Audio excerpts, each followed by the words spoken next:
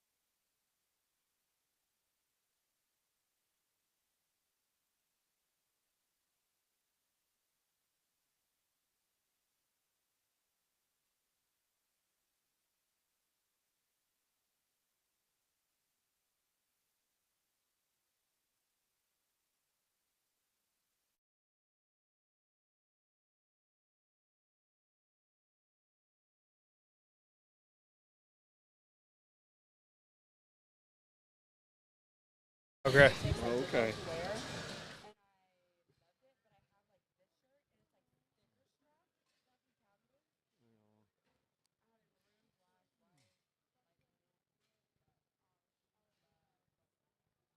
Ready?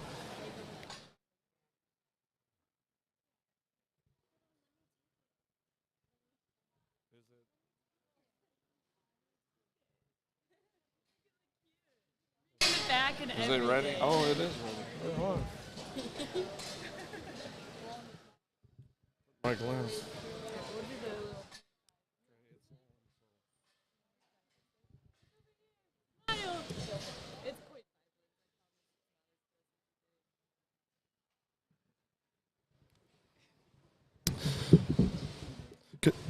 Good morning, everybody. Welcome to the show again, and welcome to the San Antonio Junior Livestock Purebred Gilt Show, which is hosted by the Taylor Fort Webcasting. We appreciate them putting this program together for us.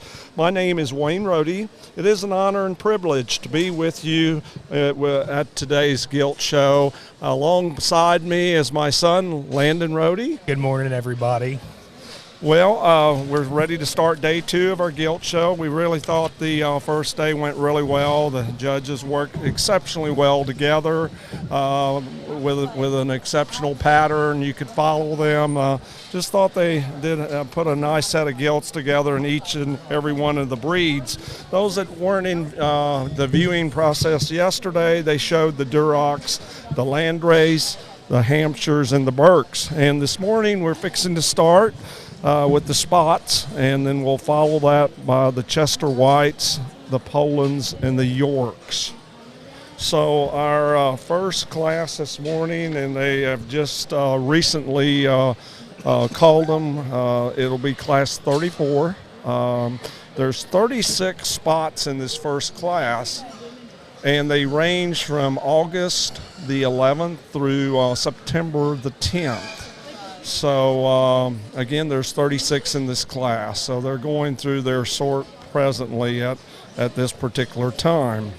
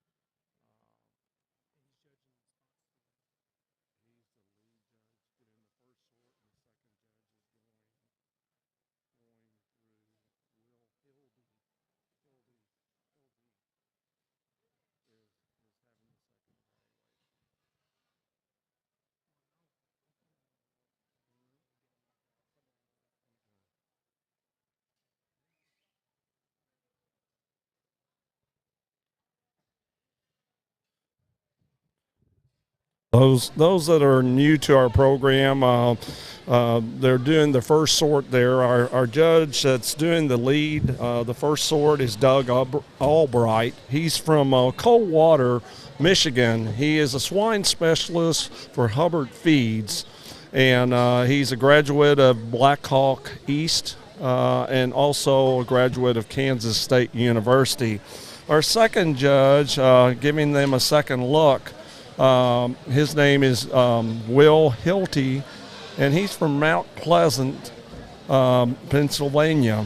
And he comes from a diversified livestock farming background where he exhibited cattle and pigs throughout his 4-H years. So how this works, you that are new, the first judge, if he really likes you, he's going to put you in the pen right away. If he doesn't, he'll send him over to Will, and Will then will evaluate and determine if they want to get a second look at him. And if they get a second look at him, they'll go into the big arena, at which time they'll both confer and see if they want to add them to the ones already pinned. So if that doesn't happen, then they will go ahead and excuse the ones that they don't want to see a second time. However, Will go in and give a little explanation to each and every one of the kids, letting them know kind of the things that they would like to change about it, that they saw that they couldn't use him at this present time. So anyway, like I said, they do a really good job working together and making sure each and every kid has an opportunity. One of the things I was really impressed with yesterday was the fact that, we've got 10 placings. They would pull about 14 head a lot of times, sometimes up to 16 or 17 head. And then in the second look, big arena, they would have anywhere from sometimes 10, 15 additional ones sometimes, usually, probably more around 10. But, the moral of this story is that every one of the kids had a fair opportunity and a fair look, and they had an opportunity to show because, you that have shown and that have judged before, looking at these animals in the smaller areas, it gives them a different look at times. And so with that in mind, when you get them out into the big arena, you really get to see the complete picture. And by doing it the way they're doing it, it allows all the kids to get a fair shot at making that happen. And what I also noticed yesterday, Wayne, just because you get put in the big pen and don't get pinned right away, don't count your odds out. There were several times yesterday I noticed watching the live feed from home that there was kids in the Dead Sea over here that ended up working their way up to the top end of the class. So just like I would tell all the kids that are showing today, just because you don't get pinned right away, do not give up, because there's a good opportunity. You've got a chance to move up the lineup in the overall class itself. Good point. Yes, that is definitely correct. I remember one class of Durocs where this one went into the Dead Sea, and he was the 17th or 16th or 17th one to be picked out of the Dead Sea, and so he was basically the last one to go out into the ring for that second evaluation, and that person worked his way all the way up to third place. So you're definitely correct on that. And I'm going to bring another point up that you may have saw, as a guy who judges livestock, who's been in the pig business since 1970. Tell me what you saw yesterday, kind of what they look for in livestock and what you noticed. Basically, the pattern that I saw that they put together was. If you're in the back, raise your hand for us. Basically, what hang on. If you're not in the back, your class is getting underway. Class 34 spots, so do need you to the show ring.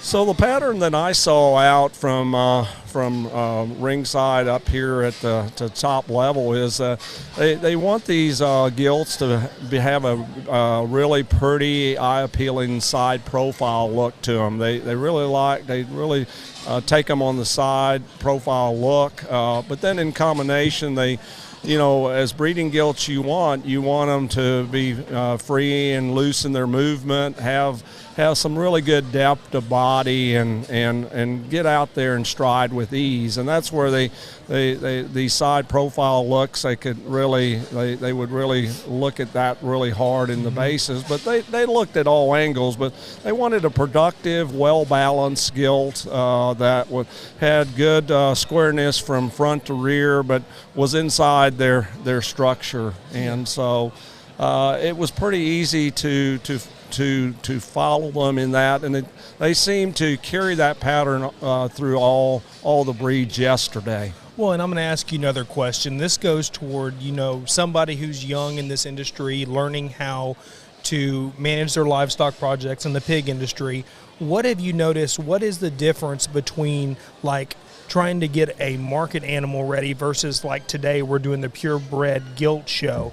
What is the difference in makeup you're looking for in a gilt versus what you'd look for in a barrow? What is the biggest attributes of that you've noticed, and that what we're looking for in the breeding stock themselves? Well, basically in the breeding end, you're not having to worry about weights for one, and so you're feeding them. But the thing in a breeding gilt is, because you want that extra capacity to hold those baby pigs and stuff, you're looking for an animal that's as full as you can get them, and that they're broody in their underline. Broody meaning their teat placement and stuff is really predominant and easy to see, and you want to have these gilts full. You want that rib out, you want that flank full, and so that's the big difference. Where in a barrow you try to you have these barrows that are kind of middle of the road in capacity, and you want them to look right in their natural makeup, but you're also battling weight at the same time. So it's a complete different game, and of course you're looking for an animal that is structurally correct and made right, but you're also looking from the meat aspect as well, and where from a breeding animal you're looking for the productive traits and what kind of mama they can be, and can they lay down and have babies. So all these structural issues are so important, because that's what passes on into the genetic pool. It's on. Looks like right now they started pinning some. Looks like, how many do we have, Landon? Looks like he has 4 pin that are in the pins right now, and he's got a few out there in the Dead Sea. They're just kind of hanging out till the judges get done sorting. And so after they get done sorting, they're going to go out in the dead ring. And for you that are showing and listening, just know, kind of if you get put in the big ring, don't try to wear your animal out right away, because you're going to get an opportunity to show your animal. If you try to wear him out in the ring when nobody's looking, you don't want that. You want to go out there, hang out, make sure your pig looks good. You got a brush in your hand or whatever, clean him off, get it ready to go. And when the judges go out there, then you can get ready to show them.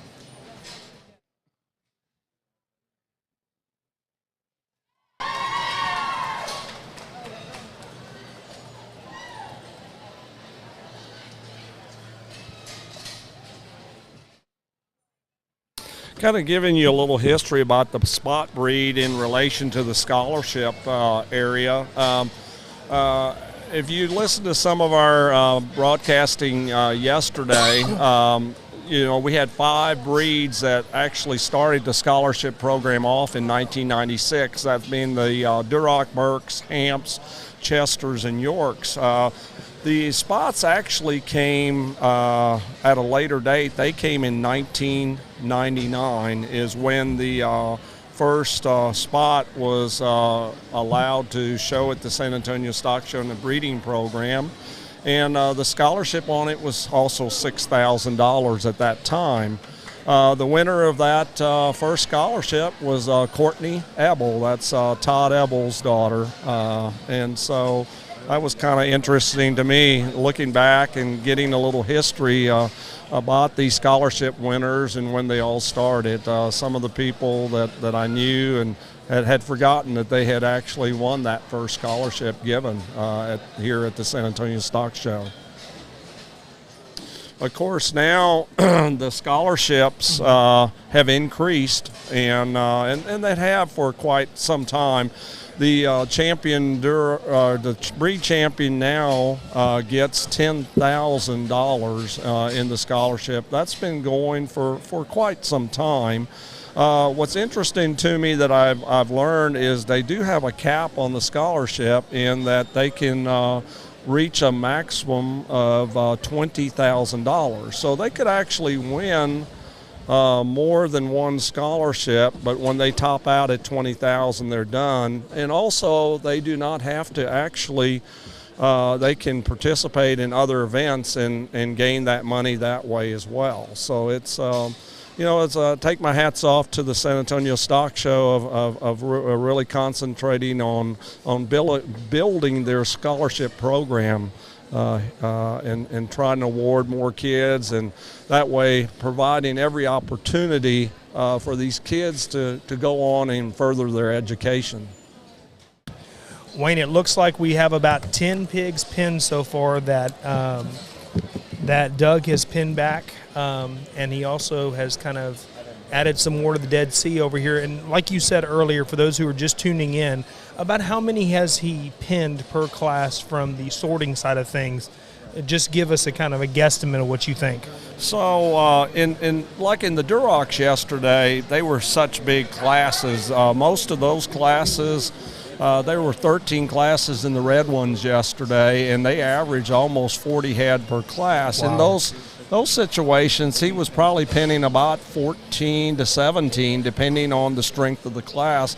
In some of these smaller breeds, I would probably venture to guess that they'll probably place. They'll pull probably about 11, maybe 12 at the most, since they only have 10 placing ribbons that are awarded here.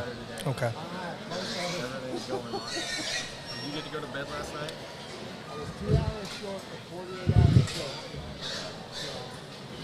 I was in a pocket.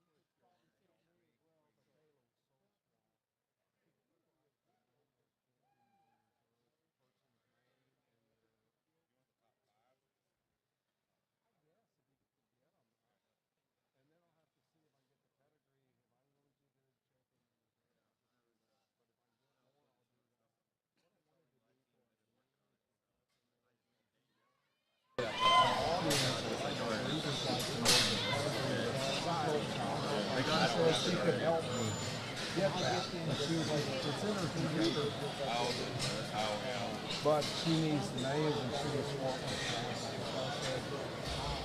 I'll give it to you. And I knew you needed the book, so. Toad May can tell you on those breeds that are his group. Who? Bellamy. Toad.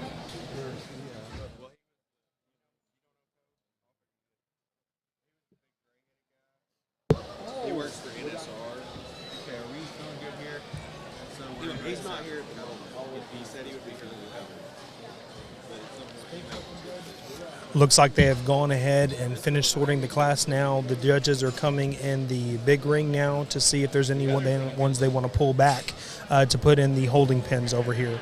And it still looks like he has 11 pigs pulled back so far. Like Dad said earlier, that they would potentially get up to 14 to 17, depending on how many they want to pull back and how deep the class is. So right now the two judges are conferring together. Like Wayne said yesterday, what works so good with these two guys, they do a good job sorting because they talk things through together and have a consistent look of what they're looking for in livestock, which is so good to have when you have two judges, that the guys are on the same page, they look for the same traits, and that's something to be attributed to these two judges here today.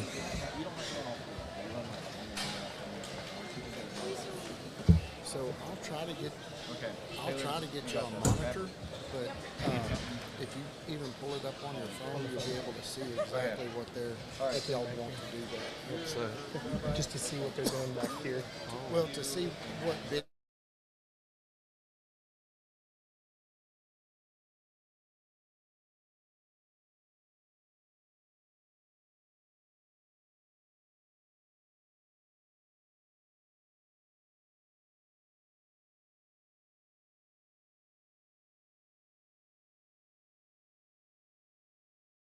From a marketing standpoint, the ability to do things in real time, to do it fast, to reach the masses of people, is certainly a great thing for our business. But the bottom line is it still comes down to the people.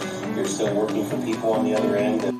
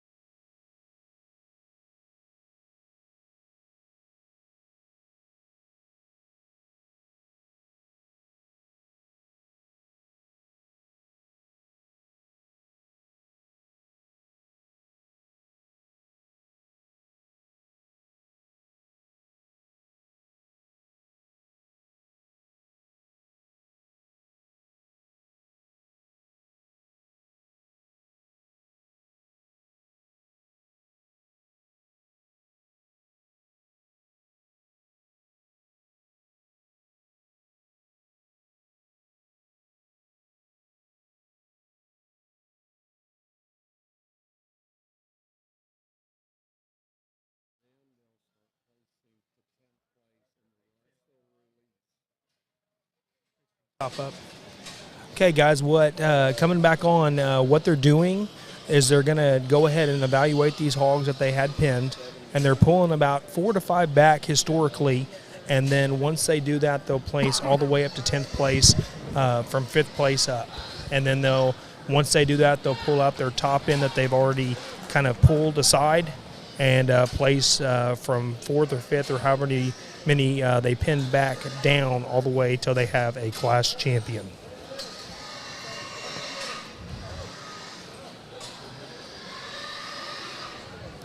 And it looks like so far he's pinned 4 back, or the 2 judges have pinned 4 back.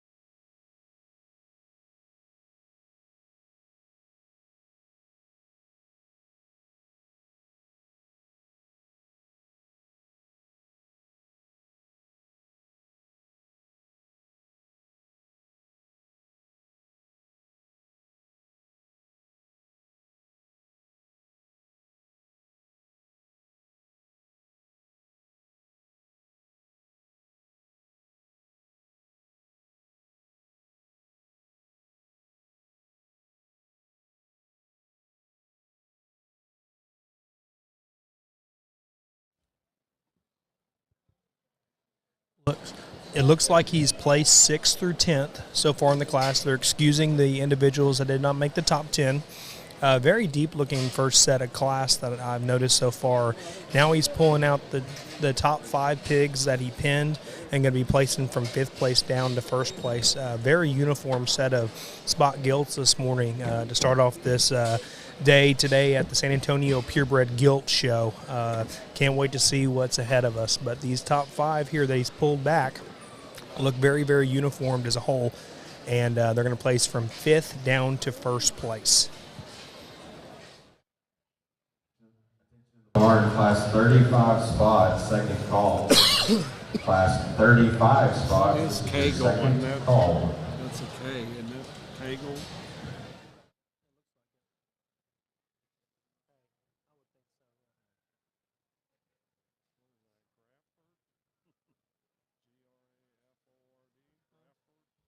Effort, FFA. Let me see. Bradford.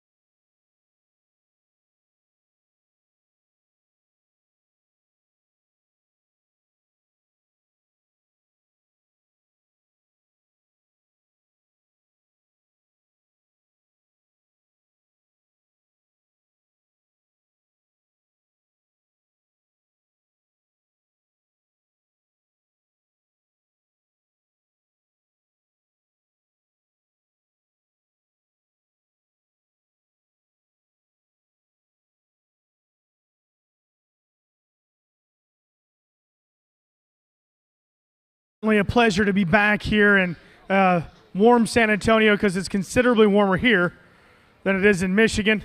And my chubby tail is enjoying the cooler temperatures as well. But really good spotted show, and I'm very excited for the spotted show, especially when you get down here in this part of the country, because I expect them to be good, and they are. Will and I really had some fun discussion in breaking this trio down because there's differences. And if you want to jumble this trio up, you certainly could do so. The one that we think, especially in the first and the youngest class, that has the most upside but still is the hardest to make is the young lady in the peach. She's going to win this particular class. Proportions, length of body. If I'm raising spotted hogs for Kaiser to show at home, which we're attempting, that's the one that needs to be utilized to make spotted barras. Height to shoulder, balance, angles, all of it fits. I'll be the first to admit she needs to have a shot more heart and shot more power feeding out of the top side of her body. But in the young class today, that one seems like she could be a hammer down the road. Good show pig. The young man's going to be second in this particular drive, and she does have more to her. She's bigger bladed. She's more opened up at the backside of her shoulder, and consequently also has, or as a benefit of that, has more body, has more muscle from there back. From a balance perspective, that's the most Albright about her head. She's the plainest from her shoulder forward. She's also the gilt that wants to get just easy right there in front of her ham loin. If she's a rib shorter and nickel taller fronted, it's maybe a different game amongst that top pair. The young lady over here in the blue striped shirt that's going to be next, she's the most fragile about her ankle. She's the most fragile about her hind leg and rounder about her muscle shape. That one is shorter backed and taller fronted than the gilt ahead of her. But for us, just fell out of balance. Wasn't as complete as those two in front from a balance and build perspective. Same goes for the young lady in the red. My goodness, this thing is stout. I mean, this thing has got baby elephant legs and a fat back and a big rump. But at the same time, the way that she's constructed out of her shoulder is a concern for Will and I from the standpoint of making her good enough for the long haul out of her shoulder. She's too upright in her blade. It gets too winged out in her elbow. That's a gilt. Also rolls a little more crest. From there back, that is an absolutely fat hind leg with a monster back and a really round rib. Just need to see her better up front. The young man here in the pink is at the dismay of a gilt that doesn't want to drive for him. Very big hind leg, very stout. I'd like to change her front foot. I believe there's something in that gilt that she's uncomfortable about. Doesn't want to get out there and drive. Young lady there in the cheetah, another very basic gilt, very correct gilt in terms of her angles, in terms of her build. Maybe a gilt that doesn't come with some of the extras from a shape and dimension perspective. We start working our way down. We have some gilts that just need to be a little better built from a balance perspective or a squareness standpoint to move on up, particularly when we talk about this gilt as she gets out. Her shoulder's too stilty, too upright from the top of her blade to her knee. A gilt that also wants to be more refined there in her rear foot. Great class. Congratulate those spotted exhibitors as they head back.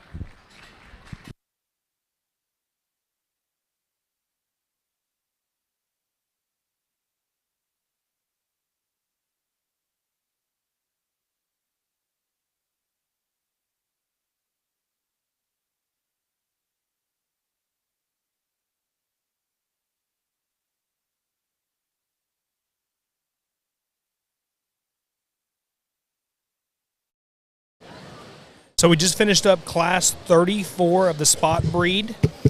We're moving on to class 35 of the spots. And in that class, there is 39 gilts. And the age range for those gilts is August 3rd through August 10th.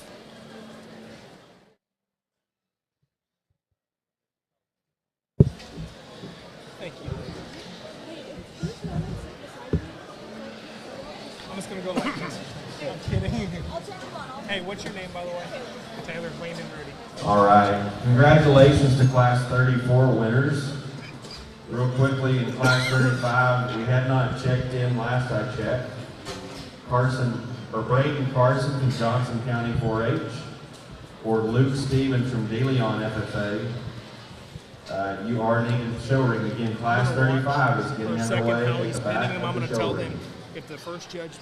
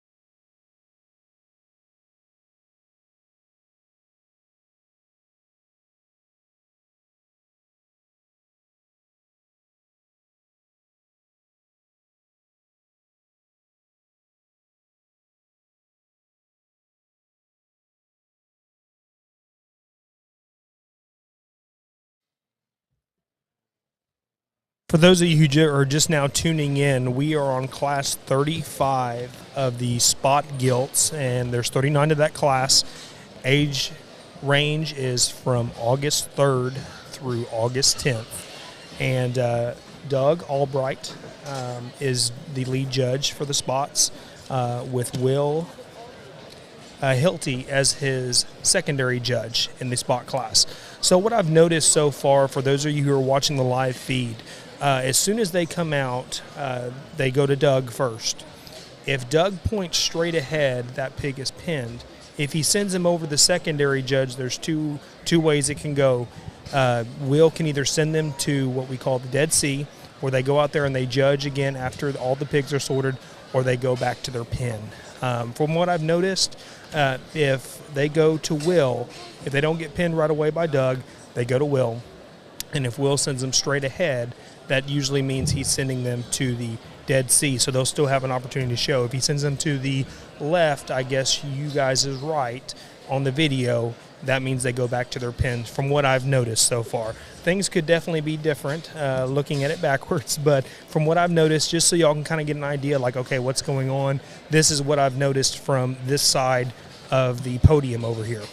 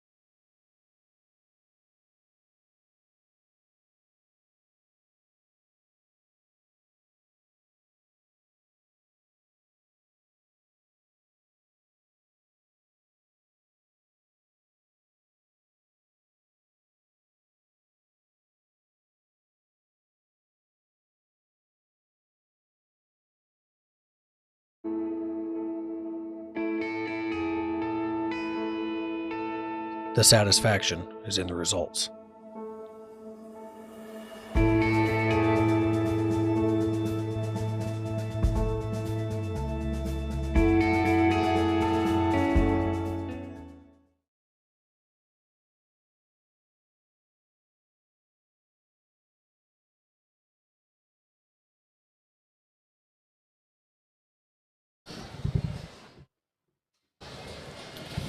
Okay, you that have just joined in we're showing these spots, and we're on the second class of spots, which is class 35. He's excused the ones out of the Dead Sea. He penned 14 head. He's now letting the ones out that he had penned and evaluating them. To this point, those are the first 4 he's let out.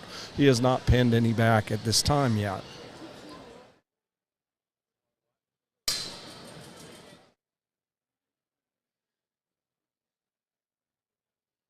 Looks like he's penned his first one. Again, the placings in each one of these breeding classes, they place them up to through 10th place.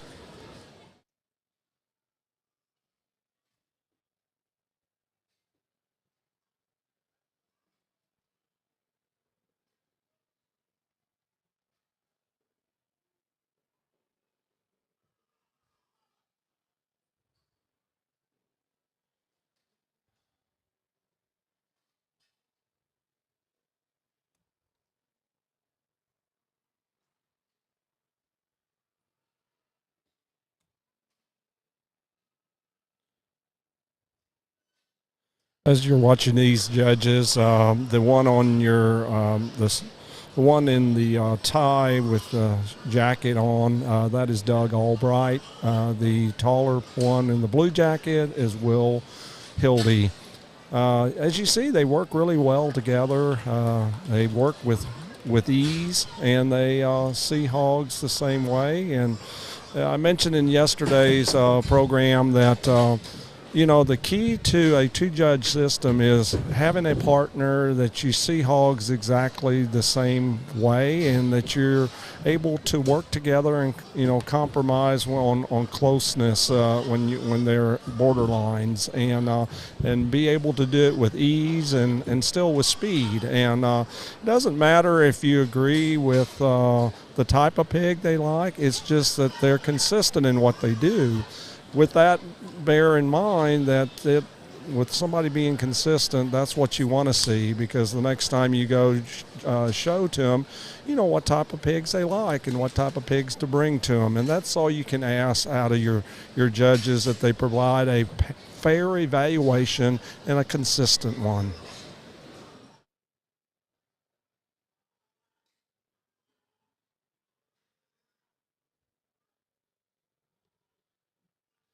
Looks like they've got 3 pins so far. What they've been doing is usually keeping either 5, possibly 6 for the next evaluation to place the final 5 or 6. And then they'll place from there down to the 10th place, or through the 10th place.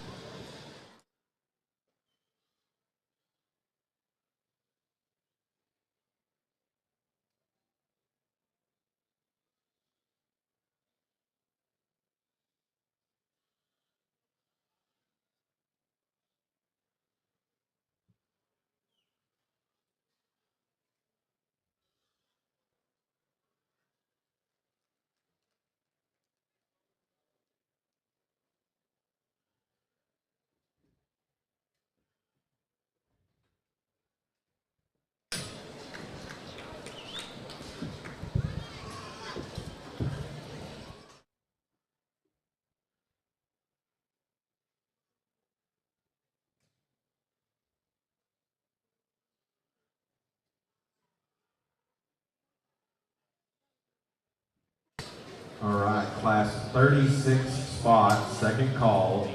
Class 36 spots, second call. Looks like they are going to reevaluate the top four. They have placed the fifth place, and so they're placing them on down to our 10th hole. And then who gets that last 10th placing, then what they do is they excuse the rest of them. And these kids have nothing to be ashamed of as well. I mean, we had a nice number in this class. We had 39 head, and to make the top, say, 14, that's quite an accomplishment. As I've seen in yesterday's quality has been really uniformed and consistent. And, you know, when you get good quality and good toughness of the sport, it's you've done well when anytime you can get pulled and have an opportunity to show a couple times.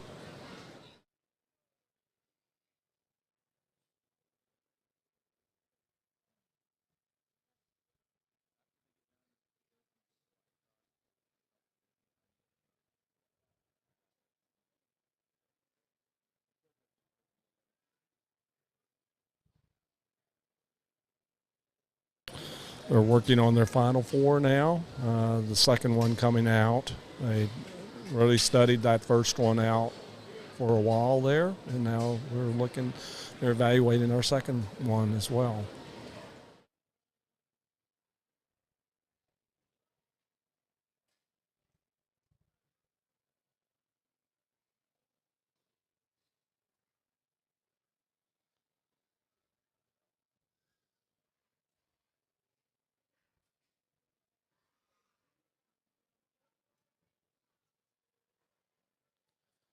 As I mentioned in the beginning of our show this morning, they're a consistent pattern. You can see these top four, the profile of them is very consistent in look.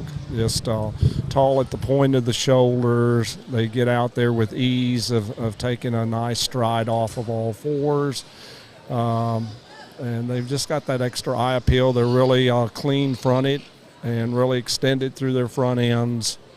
And so that pattern they've tried to build all the way through. He's ready to give his placings. Livestock that look like the young man's gilt, because that thing's very, very unique, very, very hard to make. That thing's elite in terms of her build from the side, especially her hind leg.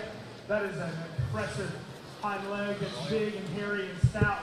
She's very elegant, tall-fronted, good-looking up front.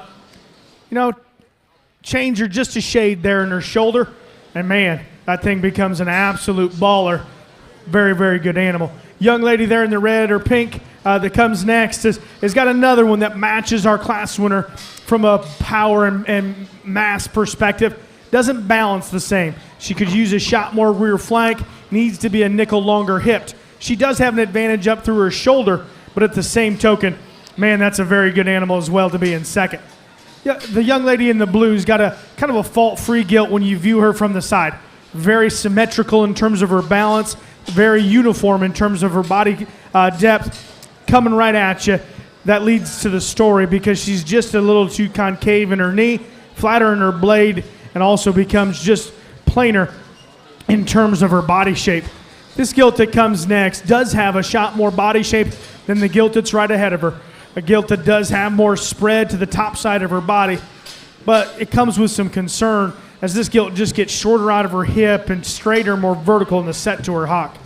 Young man here in the red's got another gilt that's got an impressively stout hind leg. She too's one that needs to be loosened up and hinged different out of her pins just to make that thing more comfortable.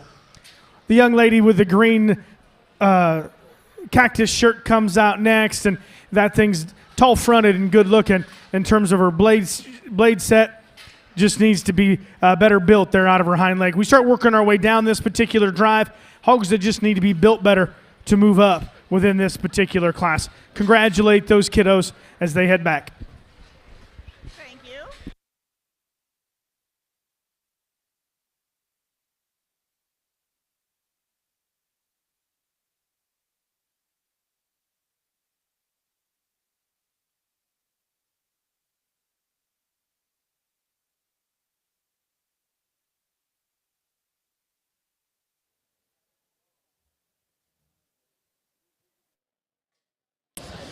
All right, we just completed class 35 of the spot gilts.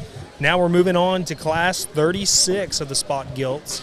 There is 40 gilts in this class, and the date range on this class, class 36, is July 27th through August 2nd. Again, that's July 27th through August 2nd, class 36, spot gilts, and there's 40 in this class. Like I was saying earlier, for those of you just tuning in. Attention in the barn, class 36 is about to get underway. Reese Mazarek from Bandera County 4-H. If you're in the back, raise your hand. If you're not here, you need to get here. Reese Mazarek from Bandera County 4-H. Like I was saying earlier, everybody, so what they're doing is Doug is the main judge for the spot gilts, with Will Hilty as his secondary judge for the spots. What the pigs will do first, they will go to see Doug first in the first sorting ring. And if he really likes that pig a lot, what he's going to do is point straight ahead, and that means that pig is going to get pinned right away. If he points over to Will, the pig will go in the secondary pin. Will evaluate that animal and either point straight ahead, and that pig will go to dead seed to get to show once they sort everybody. And then if he points to the right, that means the pig goes back to its pen. For those of you All right, attention in the barn. Here are results out of class 35. In 10th place stood Tara Garrett from Robertson.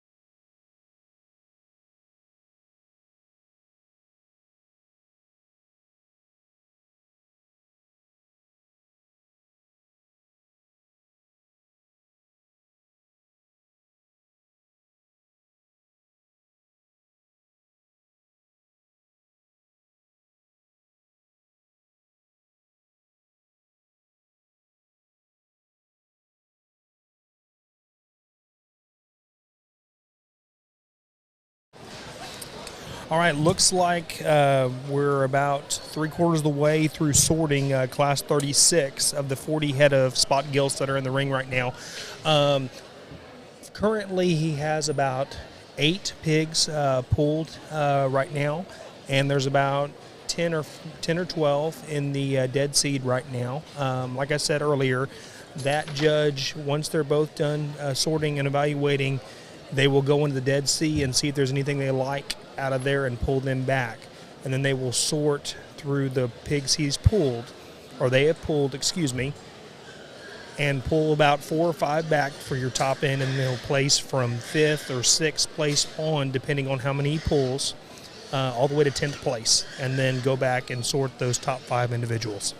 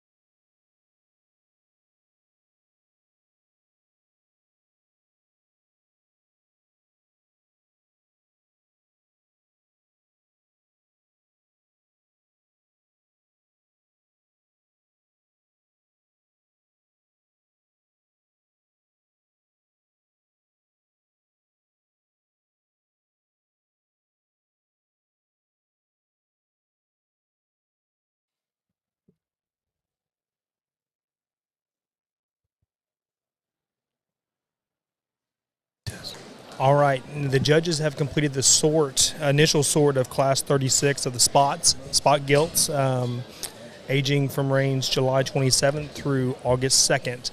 Right now, they're in the Dead Sea, seeing if there's anything they want to pull back. Currently, they have a total of 11 pigs pulled back, and they might pull a few more. They kind of average between 10 and 14 that they'll pull back initially. And once they complete that, they'll send the other kids out, and they'll start sorting through the pigs that they have pulled and pull back about 4 or 5, historically what they've done today and yesterday, and place from 5th to 10th, excuse the other exhibitors, and place through 5th all the way down to 1st after that. So they just went ahead and pulled another young lady over here. So that should be about 12 pigs that they have pulled so far.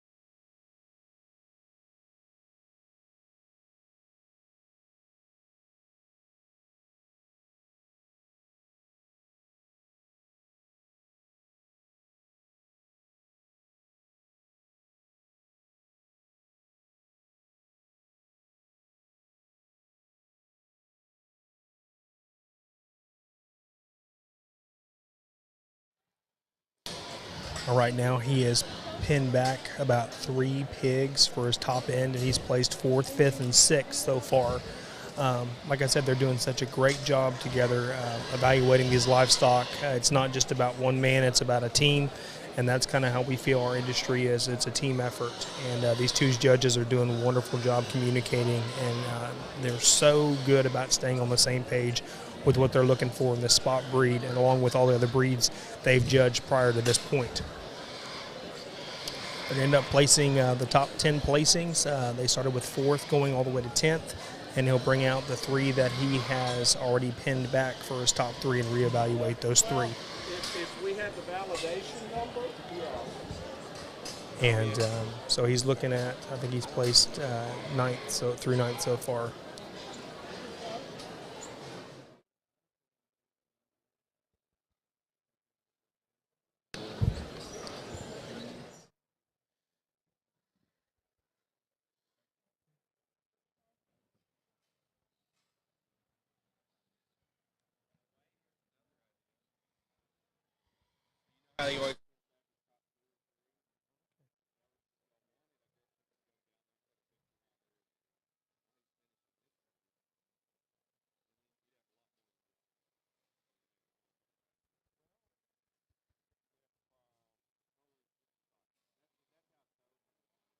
Hey, Kevin.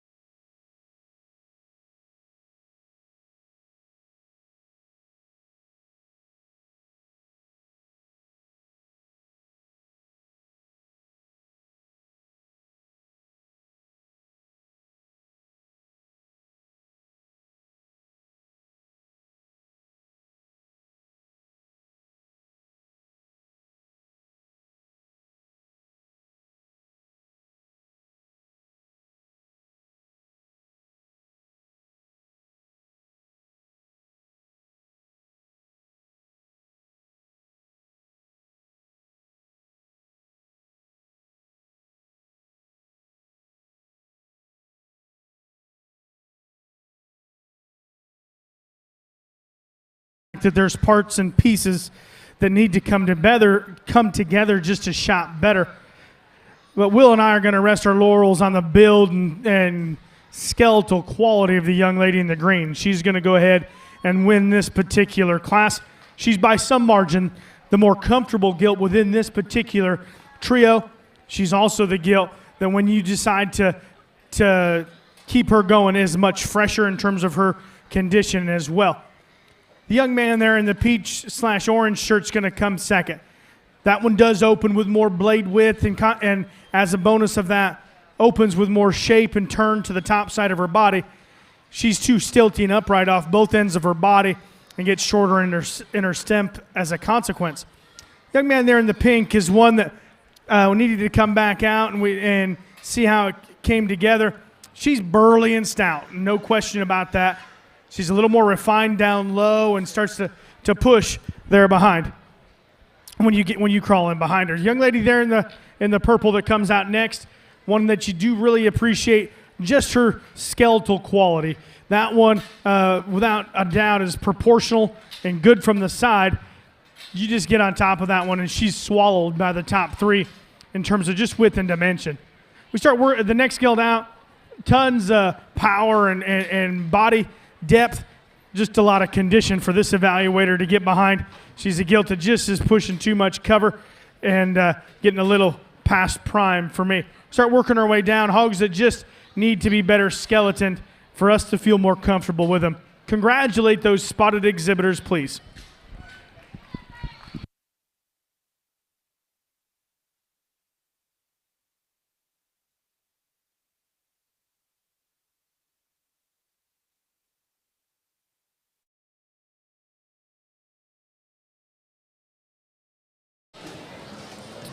All right, we just now completed class 36 of the spot gilts. Now we're moving on. The two judges are moving on to Class 37. In Class 37, there is 37 head. Date, age range from July 20th to July 26th. Again, that's Class 37, 37 spot gilts, and date, age is from July 20th to July 26th. Wayne, go ahead. You that are online and watching, the next breed after we get finished with the spots will be the Chester Whites, followed by the Polands, and then finally the last breed of the day will be the Yorkshires. And then at that time, then of course they'll gather all their breed and reserve breeds together for the Supreme and Reserve Grand Supreme Drive. All right, ladies and gentlemen, Class 37, we do need you to the show ring. Here are results out of Class 36. In 10th place was Alejandro Garza, Louisville FFA. 9th was Reese Miller from Sydney FFA. 8th was Paisley Bailey from Young County 4-H. 7th was Brider Parson from Medina County 4-H. 6th was Avery Ford from Robertson County 4-H. 5th was Kinley Ford from Robertson County 4-H. 4th, Adeline Fee from Hayes County 4-H. 3rd was Zach Gray from Cameron County 4-H. 2nd was Ryan Ballister Jr. from Kerr County 4-H. And our class champion was Cadence Steely from Kendall County 4-H. That's a German one. I need help.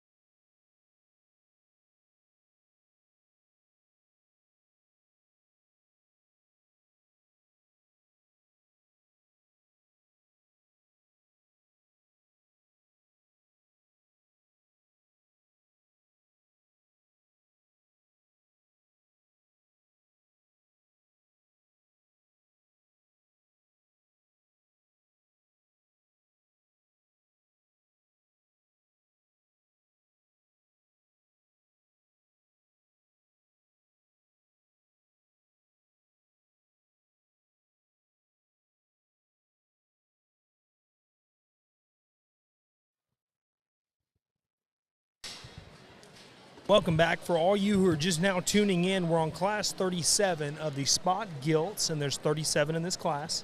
Date ages range from July 20th to July 26th. Go ahead and take the reins, Wayne.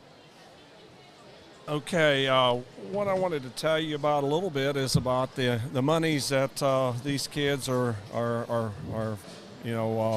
fighting it out for, so to speak. Our champions will receive a $10,000 scholarship if they become the breed champion. Over the years, the San Antonio Livestock Show has given, actually to date, $232 million of monies, and this was the accumulation between auction, premiums, and also scholarship monies as well. And you know what I can appreciate about what San Antonio does with this. Toby Griffin from Tuloso Midway FFA. We need you to the show ring. Toby Griffin is here. What I can appreciate about what this stock show does is all this money goes back to these kids, and a lot of people don't realize all the hard work and dedication these kids, and not just the kids, but the families in general that help them, and to put all this hard work into it and see so much money going back toward these kids that work so hard with their projects. So it's something to be rewarded, but also appreciated by the San Antonio Livestock Show. Absolutely. Also, in looking at going back to our spot breeds, this spot show has really grown and has become a pretty not only a competitive breed, but also one with some numbers. As you've seen so far today, they have all been in the high 30s, and in fact, this being class 37, if we count this class, we have 4 more classes to go in counting this class, which is quite a few for this breed. Absolutely. And you know what I've noticed about the spot breed on the spots that we can see from up high here, there's a lot of consistency in this breed that I've noticed in the pigs that they have pulled already and that are out in the Dead Sea, and just unbelievable quality that is at the stock show today. You know, you talk about, you know, the financial thing that San Antonio's built these scholarship programs up to, and if I recall, you said a kid could end up winning up to $20,000 total in scholarship money here. That is correct. Wow. You know, this show has a lot of meaning and memories I've made here. I was very fortunate to have the reserve grand champion here back in 2000, and then in 2008 ended up winning the entire Supreme show. And just to say, you know, how far they've come with scholarship money just kind of shows you the dedication that San Antonio has put in for these kids here up to this date.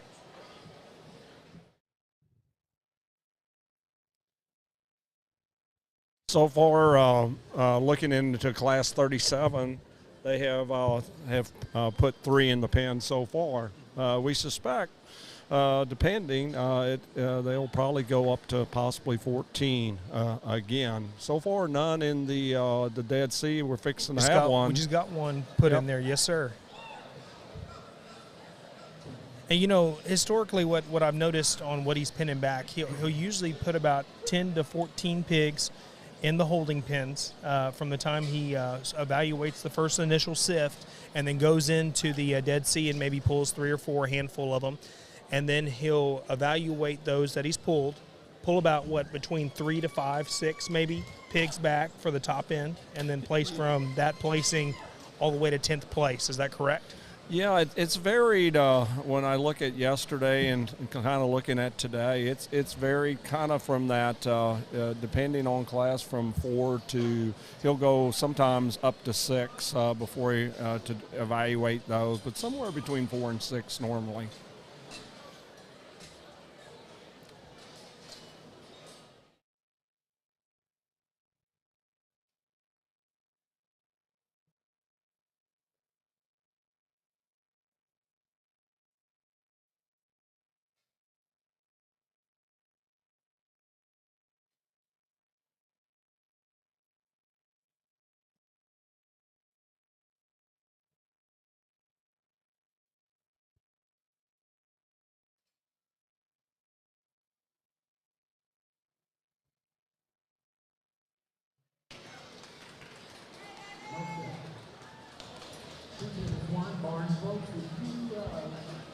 Made the Purebred Gilts sale.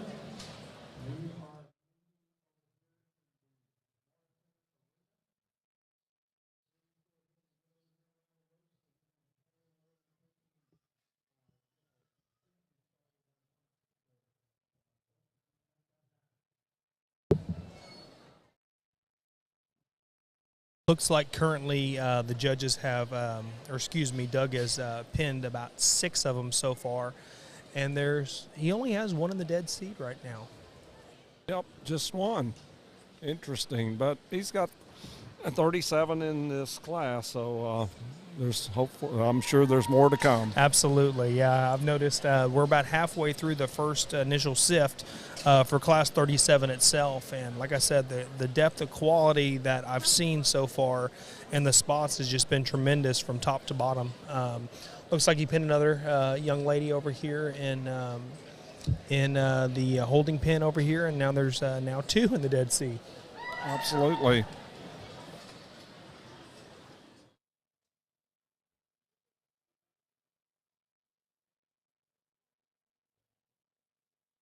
And one thing to keep in mind, too, and I'm going to reiterate this again, you know, if you don't get pinned right away, do not get discouraged if you go to the Dead Sea, because there's been a lot of pigs that have been pulled throughout yesterday and today that have gotten pinned back and ended up being the top end. You know, don't overdo it once you first initially get in the Dead Sea. Let your pig relax. Make sure it's groomed very good. And once the judges come out there, then, show your tail off, because it's an opportunity for you to get out there and really strut in the big arena. Because I know that, going through the sorting pens, it's a lot harder for a pig to really get driven hard and long like you would in a big pen. So this is a good way to really allow the judges really to get to see the pig and profile a lot easier than when they're initially sorted. Is that correct?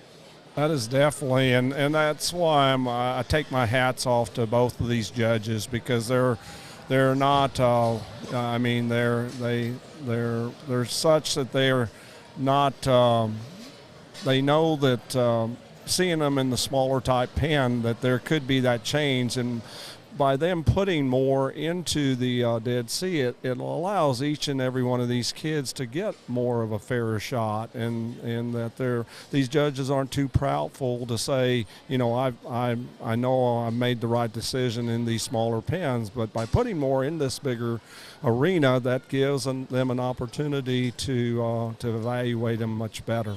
Absolutely, and it looks like he's got about 12 pigs pulled now. Started with about 2 or 3, and then now we have 12. So apparently he found several about halfway through the sort that he really, really liked, and now he's got about 4 in the Dead Seed now. Absolutely, and that's probably about the 4 out of 37, probably somewhere in the 40 percentile. So that's that's encouraging to see.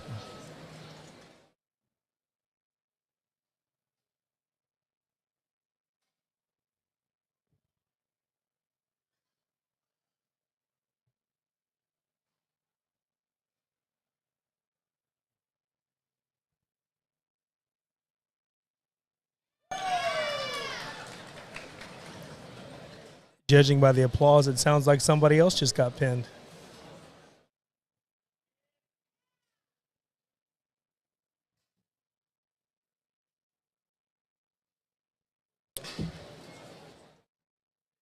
I tell you, the weather here for you that are tuning in from other states and stuff, we've got some nice weather. Couldn't ask for nicer stock show weather. Absolutely. In typical Texas weather, it's cold in the morning and about 80 degrees in the afternoon. I think when we got here this morning, we were in the mid to high 30s, and we're going to get up to about 80 today. So we have our jackets on right now, but I have a feeling by the time where it's all said and done, we're going to be in short sleeve T-shirts. Well, I think the pharmacists will be excited about this. That's funny how it all changes, and everybody seems to get sick after cold, hot. But we wouldn't ask it for any other way in Texas.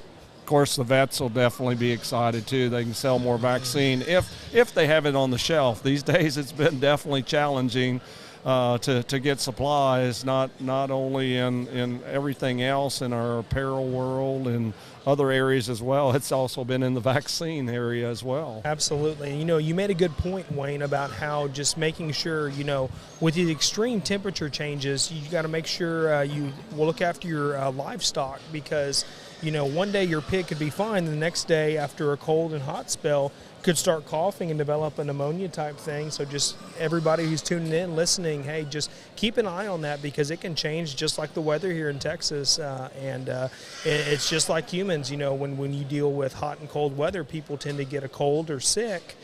Same kind of concept when it comes to pigs themselves.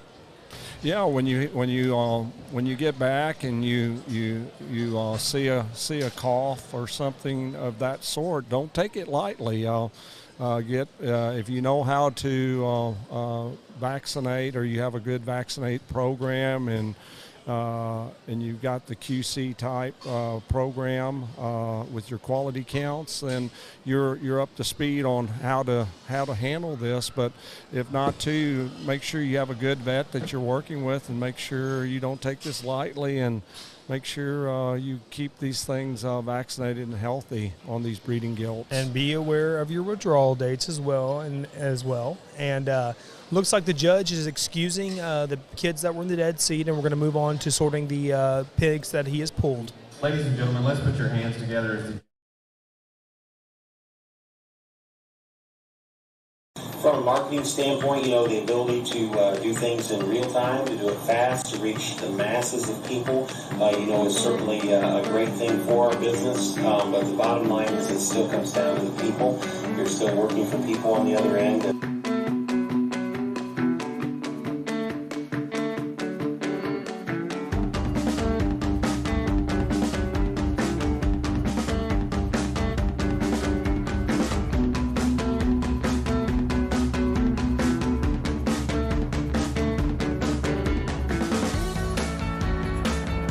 Looks like we have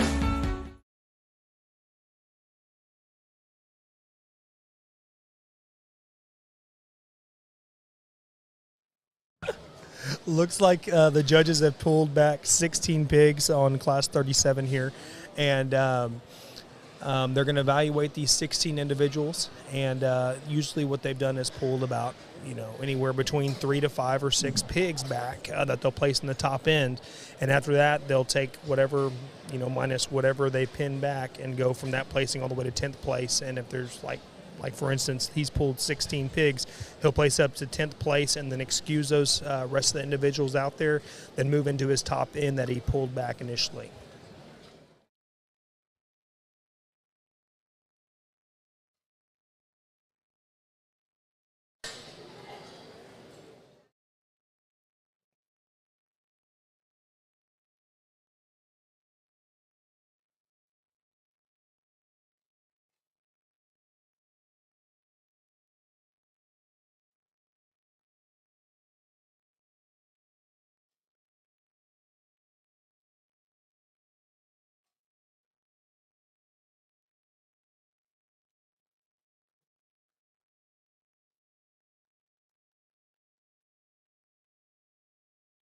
Looks like he's pulled one spot gilt back so far.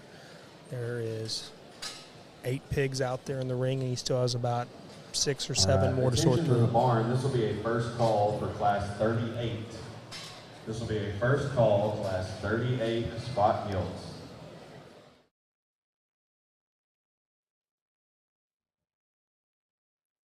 Judge has pulled back 2 pigs to be in his top end so far. He still has about 6 or 7 more to sort through. Has several pigs out there in the ring for your top 16. Like I said, he will place 10 total placings in this class.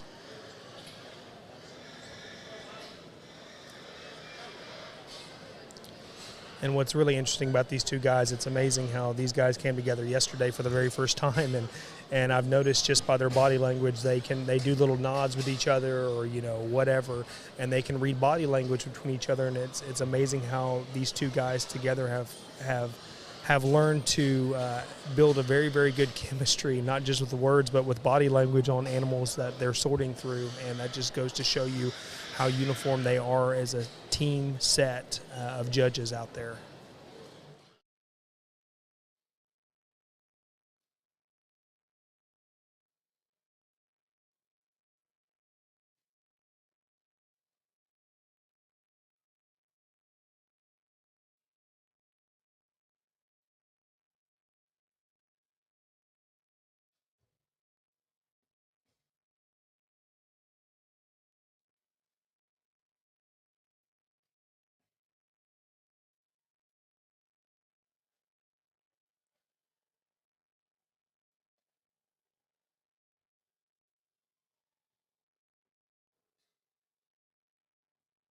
At this time, we would like to reintroduce our judges for day 2.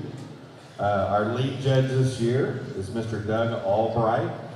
Doug is from Coldwater, Michigan, where he lives with his wife Dana and their 3-year-old son Kaiser. He attended Blackhawk East and then received his Bachelor of Science at Kansas State University. And he's currently a swine specialist for Hubbard Feeds Incorporated. He has judged numerous shows across 36 different states. And in his free time, Doug loves to hunt as well as play golf. His favorite thing about the livestock show industry that it's truly the greatest place to raise young people, and it's a place where family can come and grow together. And our associate judge for this year is Mr. Will Hilty from Mount Pleasant, Pennsylvania, where he grew up on a diversified livestock farm, exhibiting both cattle and pigs throughout his 4-H years. He now owns and operates Gilts Show Pigs, which consists of 100 crossbred sows with his wife Callie and their daughters Kinley and Kenna. In his free time, he enjoys spending those moments with his family and friends, and then, of course, going to livestock shows. Ladies and gentlemen, let's put our hands together for our two excellent judges this year, Mr. Doug Albright and Will Hilton. It looks like the judges pulled 4 pigs back for his top end and still, 5 pigs back for his top end, and still kind of sorting through all the other pigs he pulled back initially through the sift. Looks like a very deep class. He had several, there's probably 18 pigs he pulled back in this class total.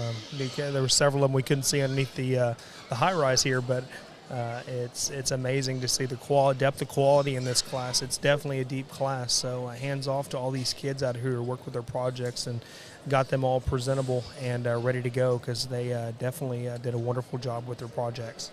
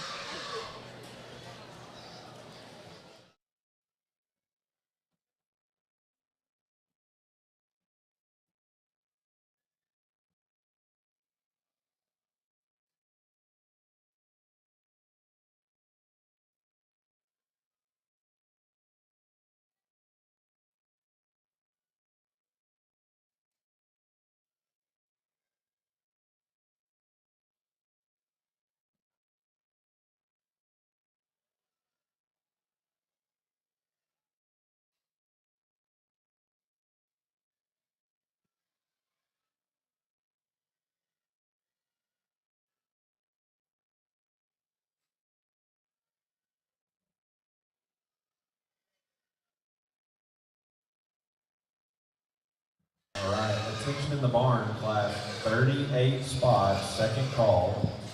Class 38 spots, second call.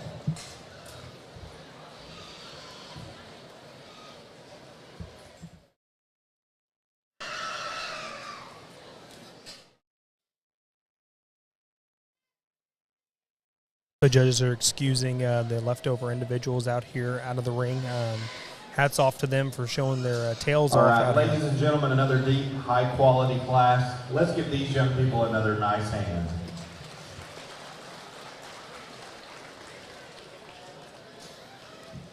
What I can really appreciate about these 2 judges out here, even though these kids did not place, they're going around to each of them and congratulating them for their hard work, and also maybe giving them a tip on what they liked about their animal, what they didn't like, and they don't have to spend all that time to do that, but them to take that initial effort to make that happen just shows the character of these 2 guys out here today.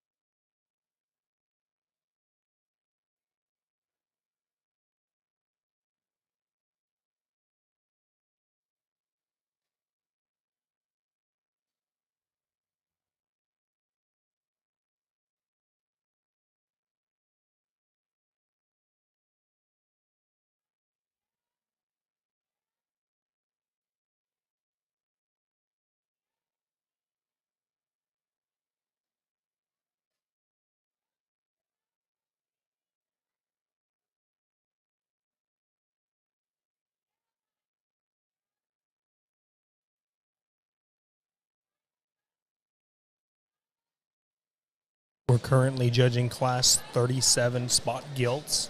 Class 38 is beginning to make their way to the sorting pens. What I've noticed about this class versus the other spot classes he pinned a lot back and went and resorted them a little bit because there was a lot of them, and the quality is very, very deep in this class. And Just looking up from here, I'm just like, wow. I mean, there's so many similarities between these pigs, and just the pattern that they're following is very consistent and very thorough through each individual that's out here in the ring.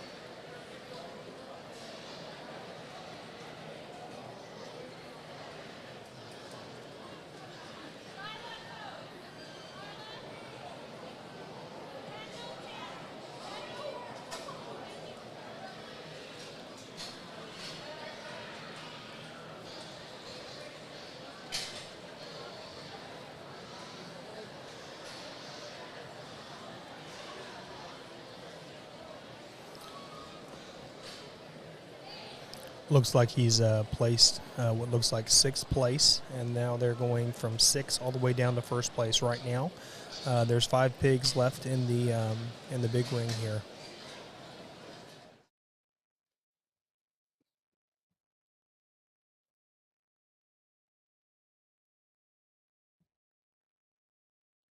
Down to 4 now.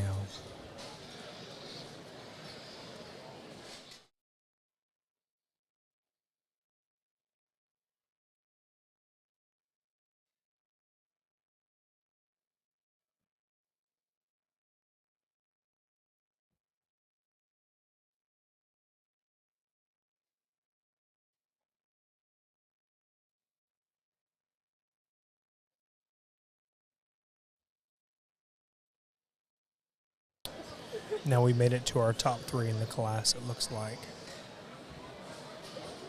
Judges really studying these top 6 for a very long time, so kind of goes to show you the depth, the quality in this class once again. And these top 3, they're really studying each individual, kind of going back and forth, pros and cons of each, and keep coming through them, and they're making sure they get the right job done, and the job that they feel like is the best. Here we go for the top 3. Nice class, and the place to start is the gilt that just comes with the least amount of problems, and that's the young man here to my left is going to win this particular class. When he gets her stuck and she comes together, that's a very good built gilt. That's very correct in terms of her angles. Maybe not as tricked out as some of these other ones in places, but she's good-headed, she's square built, just doesn't come with a big problem in our opinion. It gets challenging after that because there's parts and pieces that may not fit. The most comfortable one is the young man there in the peach or pink. That one's going to go ahead and be second. That's a taller shouldered gilt than the gilt that's going to be in third. She's more comfortable off both ends of her body. I need to fix her right there at her ham loin ever so slightly. Now the gilt that's in third does have big legs. That is a big, big stout pin set. She gets shorter and shorter out of her hip as the drive wears on. Her pole and her cheek and her base of her neck is carrying more than ideal. I'd like to trim that one back a little bit, just give her a little bit more longevity and length to her step. Undoubtedly, the gilt that's the most comfortable is the one that comes next. We start to get into the middle ages of these particular gilts. We feel this one just has to come with more punch and more width and spread to the center portion of her body. But this young man, he actually absolutely can drive the wheels off that one in terms of presence and how she's stuck. This gilt that comes out next is another one that is very capably driven. short backed and proportional relative to her body depth. That gilt's too short in her upper hip and decides to, and consequently just doesn't get out and reach and drive with as much flex. The gilt that's next is another one that has some body and some shape there. She wants to flick and plan on the outside of her body when you step in behind her. Need to fix her up there in her ham loin. We start getting down the ways. We got hogs that just need to be better balanced and better built to move up within this particular class. Congratulate those exhibitors, please.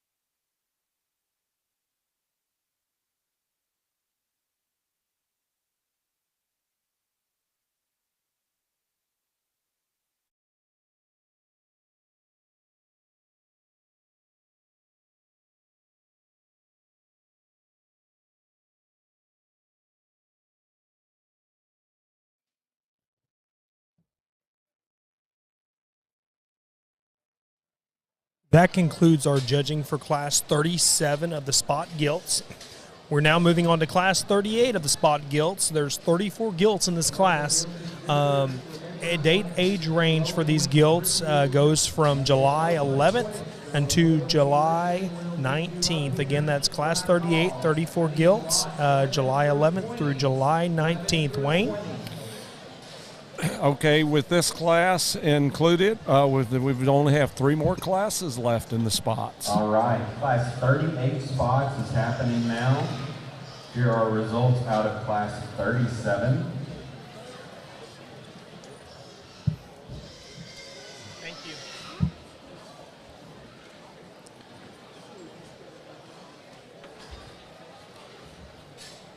Still.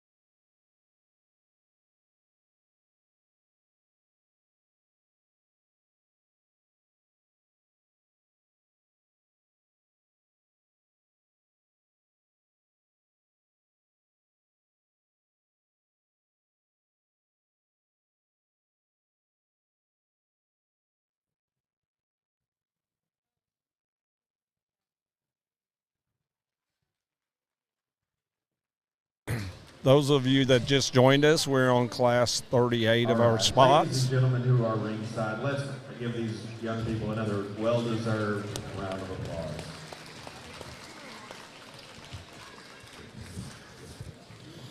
applause. The judges have just excused those from our Dead Sea arena, and we've got 15 heads.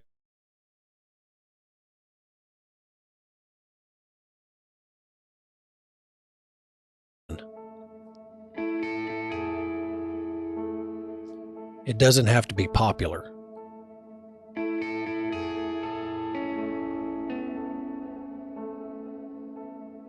But it has to be backed by conviction. Backed by quality.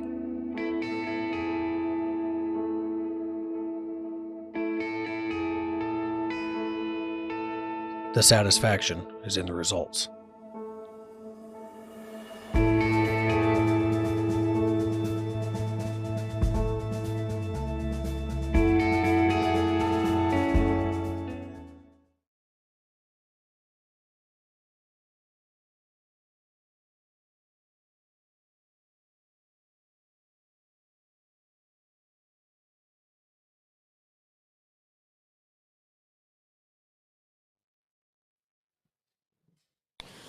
Currently, we're on class 38 of our spots. They started with 15 that they totally pinned, and they're now have taken out the top 5 or the first 5 out. Have not pinned any back just yet. And what I've noticed about them too, they'll get about 5 or 6 in there before they kind of pull one back, depending on how deep the class is or if there was one that really stood out to him. But usually he does about, between 5 and 7 before he ever looks at pinning one back. And that holds true.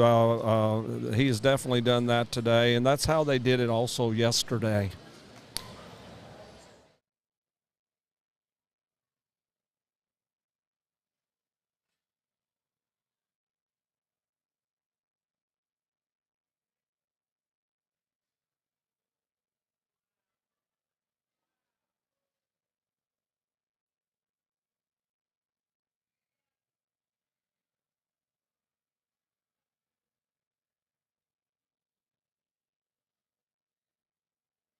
Looks like he's got his first pig pinned back, young man in the pink shirt.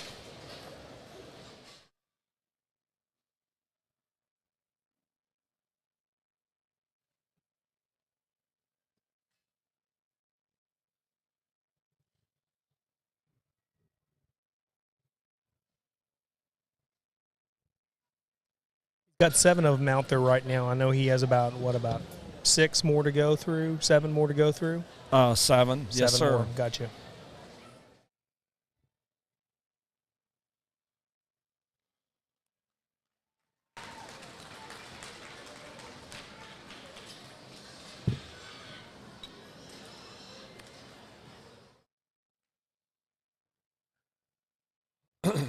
Those of you that are maybe just tuned in, just watching the spot show, haven't maybe kept up with our judges for the Junior Gilt show this year has been Doug Albright. He's the one with the red tie on. He's assisted with the other judge, Will Hilty. The barn, class 39 spots. This is your first call. Class 39 spots, first call. Doug is from Coldwater, Michigan. He works. He is a swine specialist for Hubbard Feeds, and then Will is from Mount Pleasant, Pennsylvania. And to kind of give you guys tuning in to see who is who, Doug is the gentleman in the orange-looking tie, and Will is the gentleman in the navy blue suit jacket.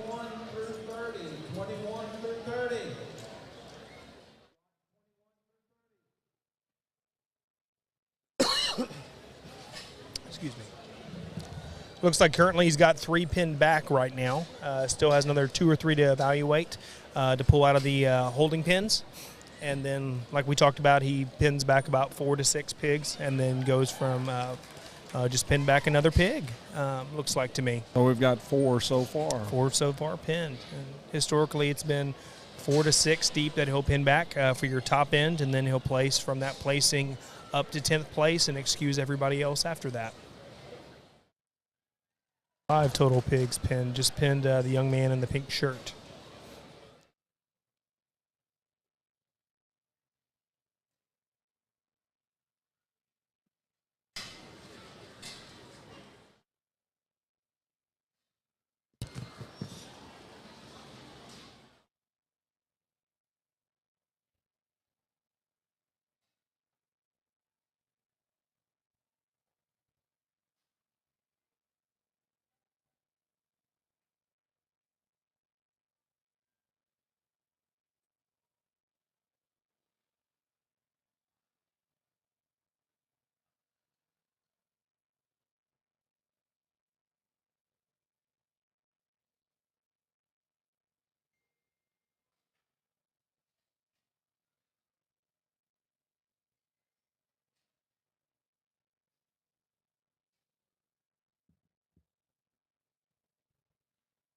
Now he has 6 pulled back for his top end, it looks like, and now they're evaluating to maybe start placing potentially. Do you anticipate them maybe pulling one more pig back?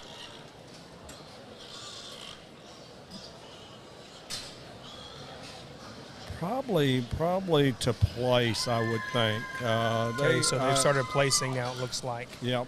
7th, the young lady in the red, and then 8th is the young lady in the, looks like a black vest with white shirt.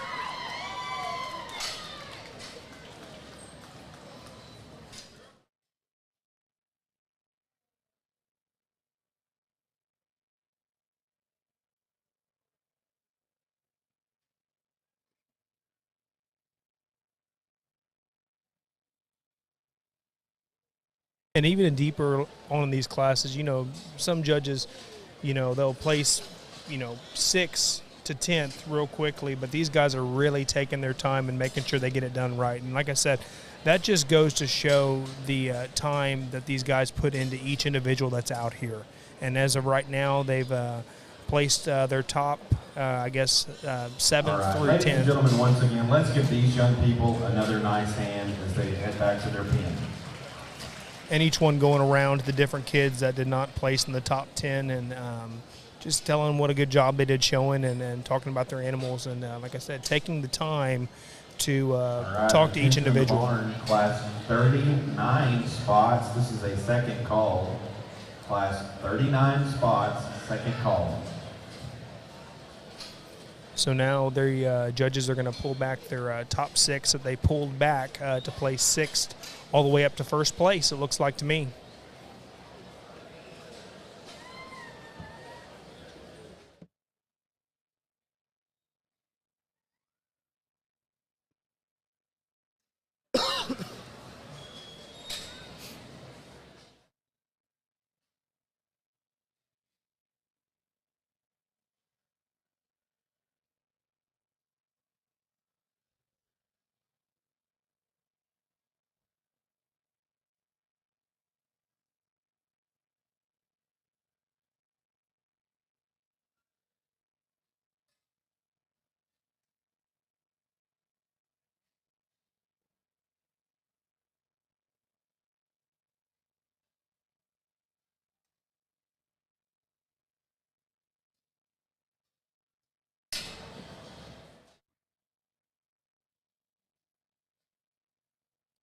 What do you think, Wayne, looking at this class so far,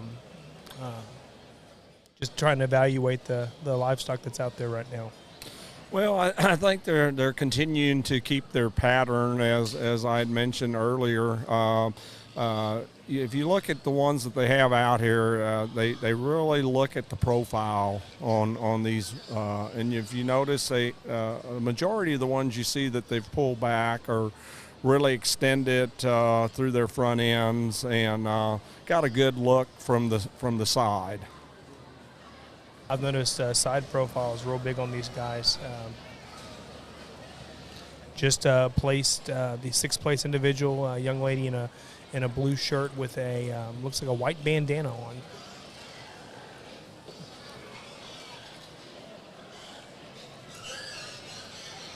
fifth place goes to the young lady with a really cool looking button-down shirt, green, yellow, blue, and pink it looks like. Yeah, a lot of exhibitors like to wear something bright, and you know, from being on a judging side or being as a judge, I encourage young people to wear, you know, brighter type of shirts just for identity purposes. To you know, you're studying the pig, but then after you've compared the pig, that you're able to point it to your ring director a little quicker that way. Absolutely, and I think that holds even truer when you get into the pigs that are like Chesters or Durocs, or you know, even some Hampshires, because they all look the same. So trying to identify a pig when you have 15 pigs out there, it's hard to do, but you can identify a kid in a light shirt.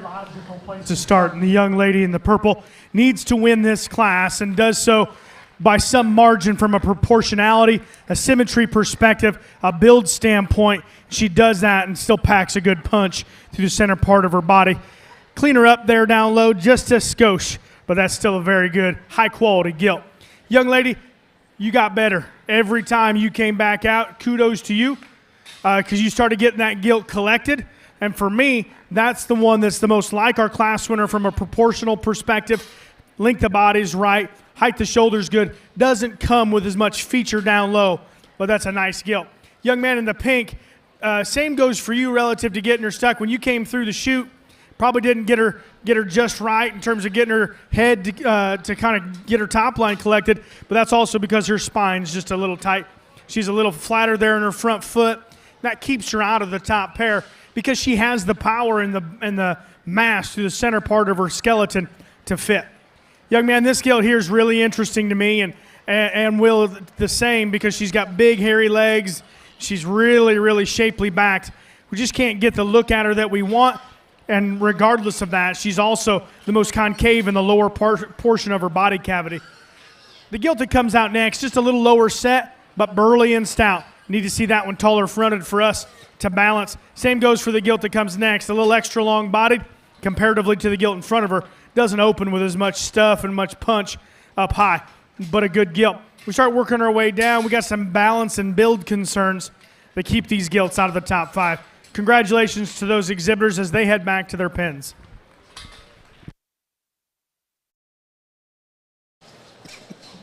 That concludes Class 38. Moving on to Class 39 of the spot gilts.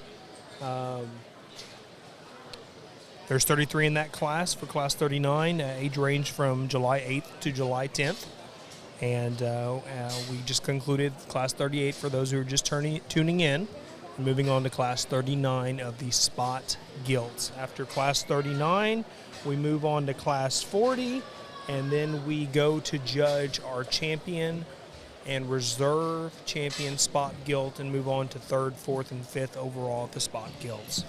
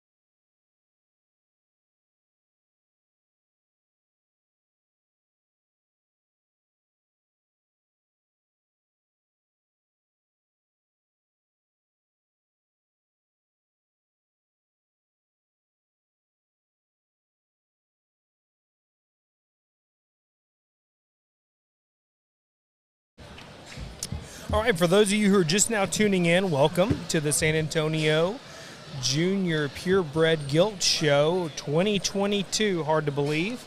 We are on class 39 of the spot gilts. There is 33 in this class, and date age range is July 8th through July 10th. We have one more class after this of spot gilts, which would be class 40. At the conclusion of class 40, we will then bring all the first and seconds back from class 34 through 40 and judge for our champion and reserve champion spot gilt, and then also our third, fourth, and fifth overall spot gilt. After we conclude that, we will move on to the Chester White breed. And then followed by that will be your Polands, and our last breed of the day will be the Yorkshires. And then for the much anticipated Supreme and Reserve Supreme overall. Man, there's a lot of numbers here this year, Mr. Rohde. Yes, sir. And, just for you that don't know how the scholarship program works here, once you win the breed, then you receive the $10,000 scholarship. But when they go out for battling for the Supreme overall, that exhibitor will receive an additional $5,000 to that scholarship. Wow. Now, unfortunately, our Reserve Supreme comes with no additional money. However, they get some really nice awards and bragging rights, of course. Absolutely. And once you win the overall Supreme, are you done showing here, or are you allowed to come back again? That's a question I have. Do you know the answer to that?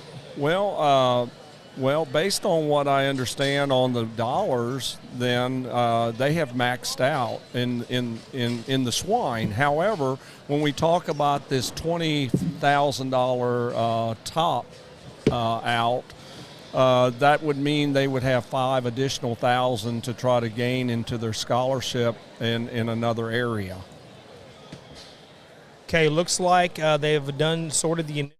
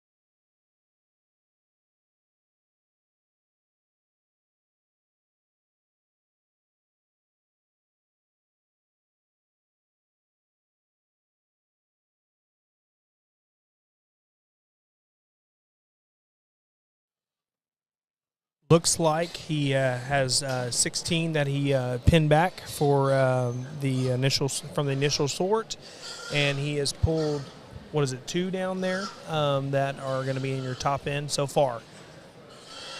Yeah, I think as far as in their evaluation, they trying to find their pattern in this class has, I guess, been a little bit tougher as far as finding that total look. Attention in the barn, class 40 spots, first call. Class 40 spots, first call. Yeah, Wayne, I'm seeing black and white out here right now. Yeah, they probably let out before they pulled their first one. They probably had close to 10 of them. I thought so too. Yeah, just trying to kind of evaluate them all, kind of see what's out there, and yeah, it is a really nice. I mean, it's a nice, productive type class. But I see, when we talk their consistency of their patterns, not quite that look profile that we've seen maybe in some of the other classes, but very productive, nice females out here. Now, does that have to come with the older they get, the bigger they get, the less fresh they look, or what do you mean by profile? Yeah, meaning they don't have that extra eye appeal to them and stuff because they're a little bit more mamas, and you bring up that point that when you get into these mid and early July females, they start losing that bloom because they're more at that stage of life that they're ready to become mamas. And in fact, these are some of the right ages that as soon as they get through showing, they're probably going to get them ready for insemination, of finding that special boar to match them up with and create that great female or that great market barrel. I know you were with Chuck yesterday. Y'all were talking a little bit about AIing and stuff like that, and it's amazing, just in the breeding standpoint, how nowadays with technology and just being able to ship stuff back and forth, how many different places you can get different genetics from, where back in the day you could not do that as easily as what you can nowadays. It's more ready for anybody else who wants to start up their own program. Oh, absolutely. Back in the 70s and even 80s, it was such that your big farms and stuff were the places, the go-to places to find and find those boars that could make a difference. But now, since we've had the AI program, I mean, anyone could purchase a great female, breed it to a great boar, and create that great boar or great gilt, for example. So it's not your bigger farms anymore that can create one. It could be at anybody's house.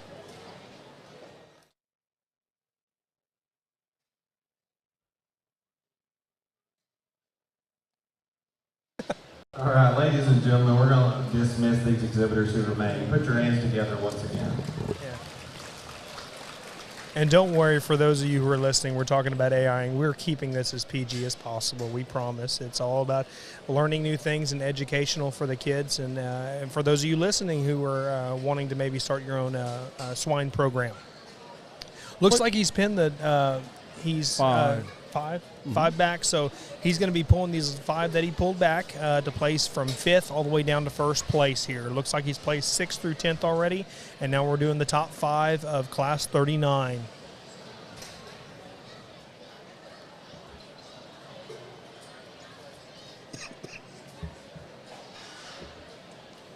And, I was watching the live feed yesterday because I wasn't able to be here, but just watching from the live feed, these young ladies and men out there are doing such a great job in the ring, getting profiles of these animals. So for those of you at home, it's almost like watching the Super Bowl. 40 spots, second call. Class 40 spots, second call. And speaking about the Super Bowl, don't forget, it is this Sunday. And for those of you who are married or have a significant other, Monday is Valentine's Day. Do not forget that. Oh, please don't. They'll might be in the doghouse. They'll let you know, I promise. Or the pig barn, whichever way you want to look at that.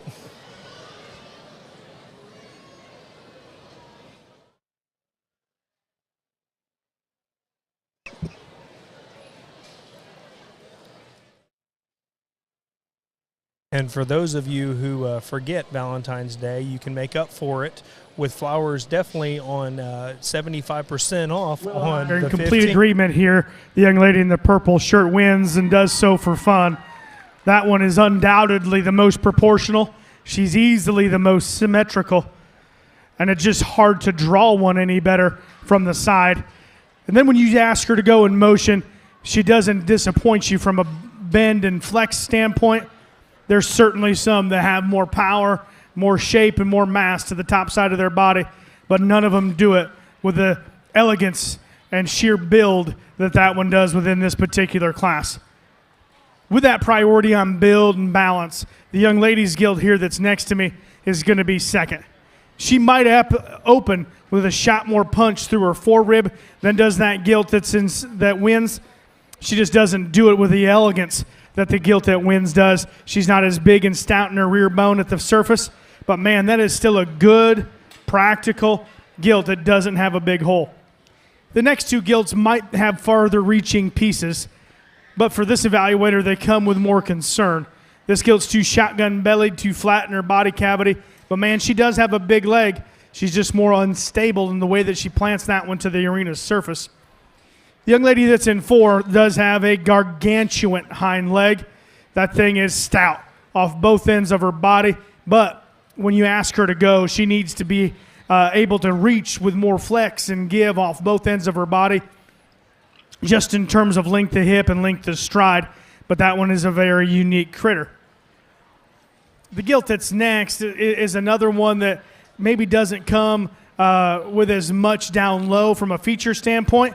She gets a little out behind relative to where she wants to plant her hoof wall, and then add that to the fact that she's a nickel shorter hipped. Doesn't really add to the design and eye appeal of her hind leg. Big problem with this gilt is her attitude.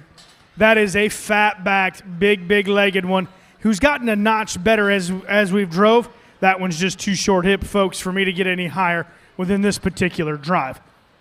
The young man that comes out next is one that I want on my side in a bar fight, but at the same time, this gilt needs to come with just a shot more punch, a shot more feature down low, and ideally, I'd like to clean her from her blade forward. We start working our way down into some gilts that have some concerns from a build perspective and a balance standpoint. Congratulate those exhibitors, please.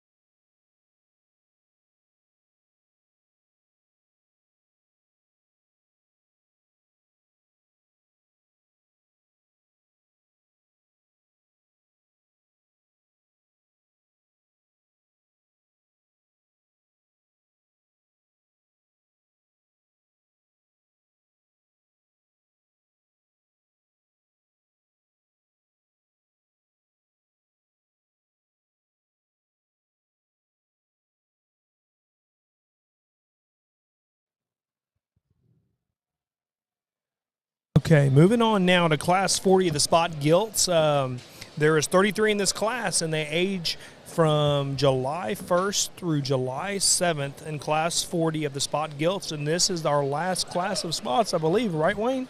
That is correct.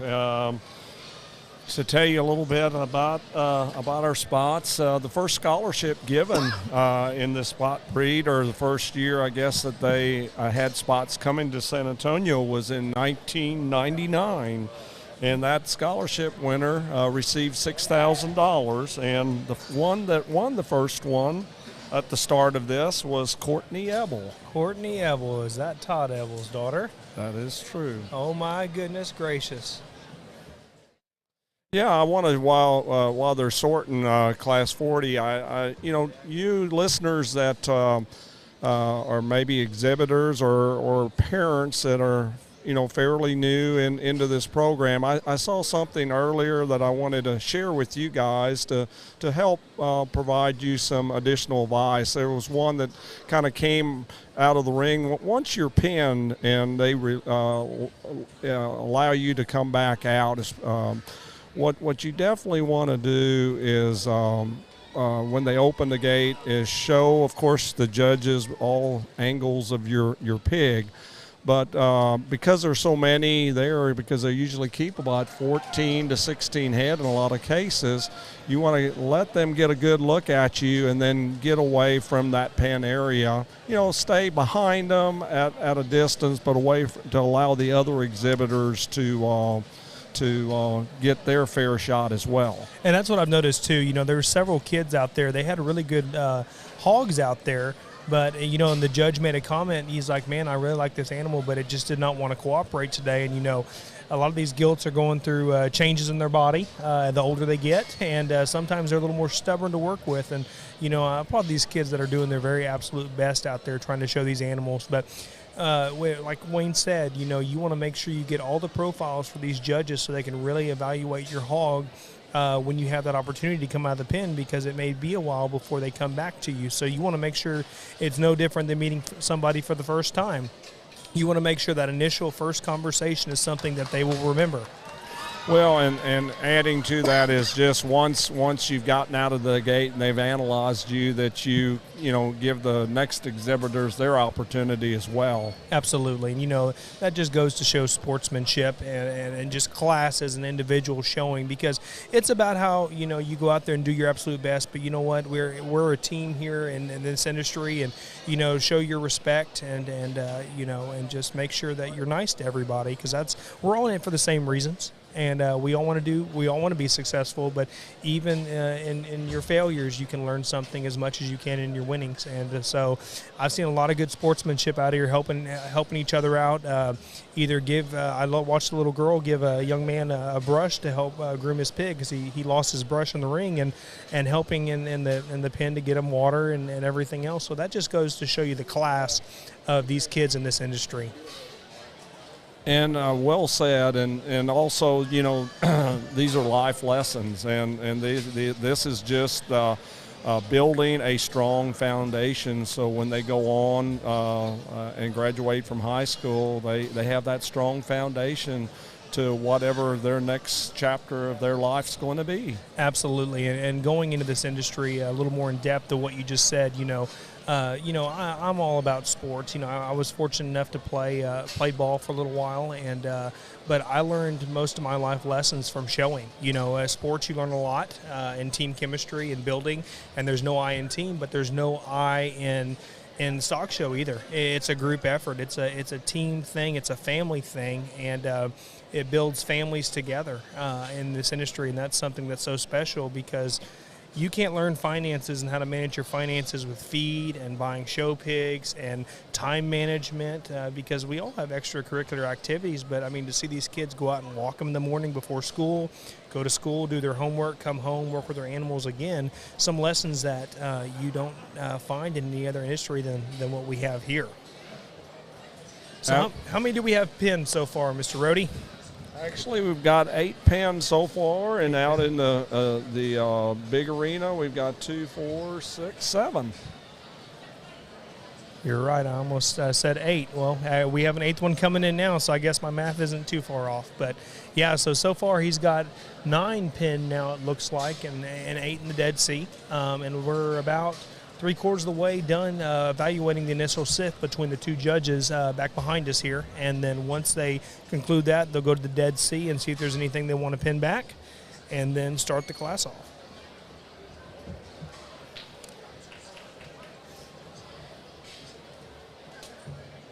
After this class concludes, they're going to bring all the first and second places back from class 34 through 39, because 40 will already be out here, and judge for champion and reserve champion spot gilt, followed by 3rd, 4th, and 5th overall in the spot gilts. And then we will move on to which would be class number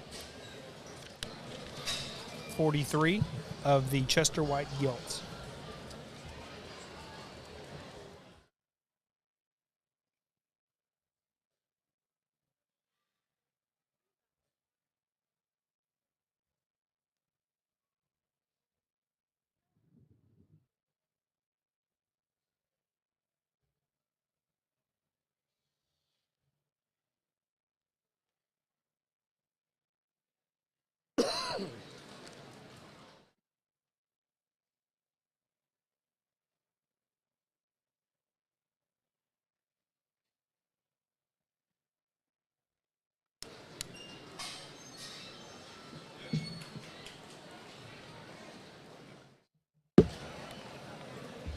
Looks like we have 11 pinned now thus far, and it looks like we're getting to the end of class 40 of the initial sift. That is sifting them to go either into holding pin, the Dead Sea, or back to their pins.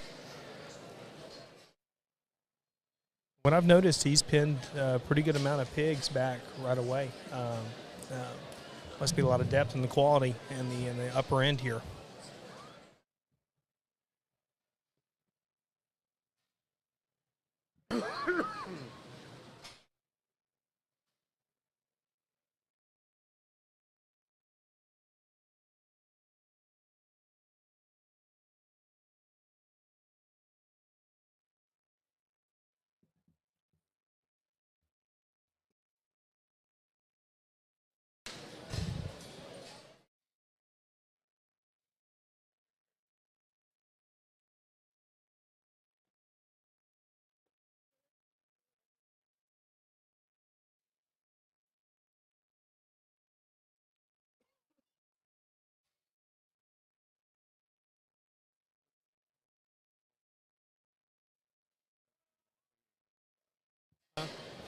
That's fine.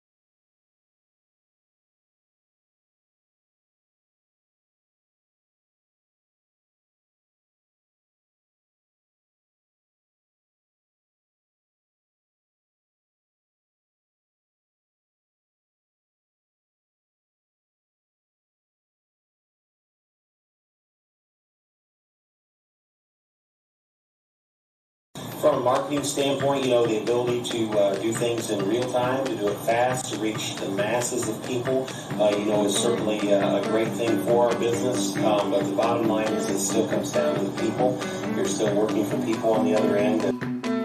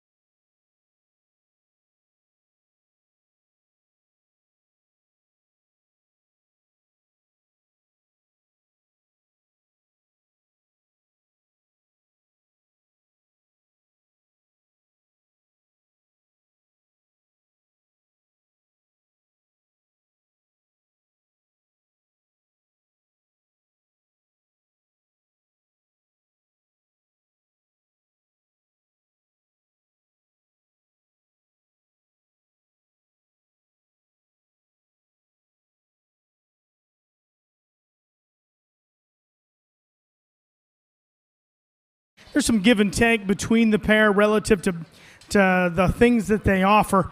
We felt the one that offered the most good and just the freshest backed and the one that still stays the most collected is a young man over here on my left who's going to win this particular class. That's a taller shouldered gilt that has more punch and more an open rib cage laid in her. She's also the gilt that just has more power from the base of her chest all the way back. Now that gilt might get just a nickel shorter in her step compared to the young man here in the pink, but there's just so much more power there through the center part of that gilt's body. This gilt here is better there in the crest of her neck and the base of her cheek and through her neck, but that gilt gets plenty flat in the top side of her body when you compare her to that particular gilt in front of her. The gilt that's next is the one that gives us the most fits simply due to the fact that she just won't collect herself in balance. That gilt's really round-bodied and really bold. She has as big a legs as any in this particular class. She wants to push and plant ever so slightly behind at times, just doesn't want to bring herself together from a show pig perspective. On the other end of the spectrum, this gilt does do that. She's really tall-shouldered and long-necked. The comfort level, or lack thereof, is what keeps this gilt out of the top pair. Love her length of hip and her design out through her hind leg. She just needs to go better out of her shoulder. The predominantly white gilt, and I love this thing's color, just too flat everywhere. Relative to that gilt's frame size, she needs to be bolder bodied. She needs to have just a shot more everywhere, but a very neat gilt in her own right. The young lady with a mustard-colored shirt has got another gilt that's extremely well presented. She's too soft there in her front foot, and as a result gets hesitant everywhere when you get her set in motion. We start working our way down into some gilts that just either need to be built better or balanced differently when you get them out here and ask them to drive for the duration of these particular classes. Please congratulate those spotted exhibitors. Look forward to the champion drive.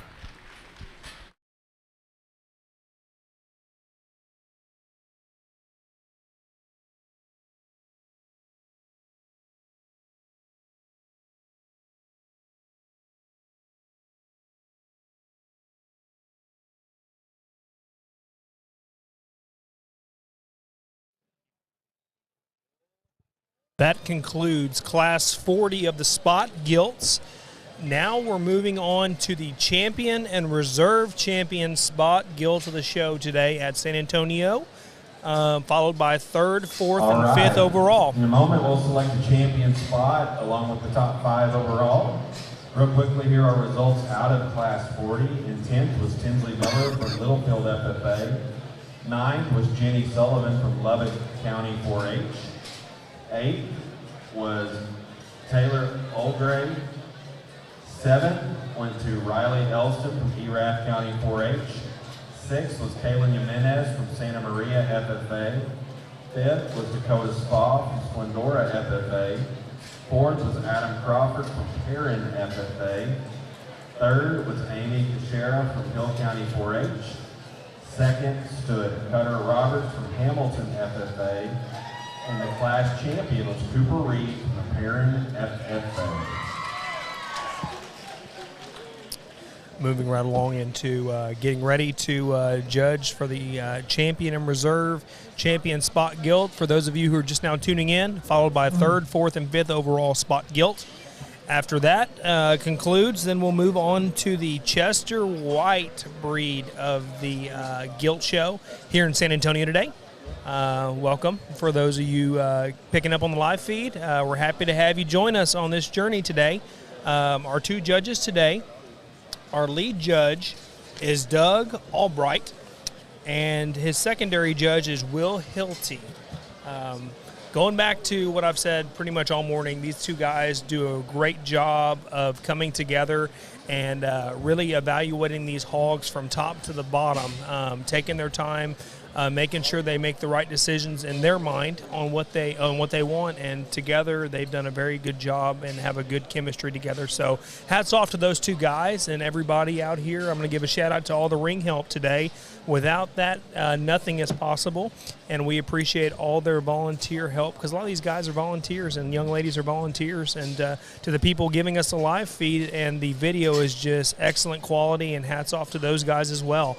Welcome. Enjoy this journey along with us on the live feed, And here we go with the champion and reserve champion spot gilt at the San Antonio Purebred Gilt Show here in 2022.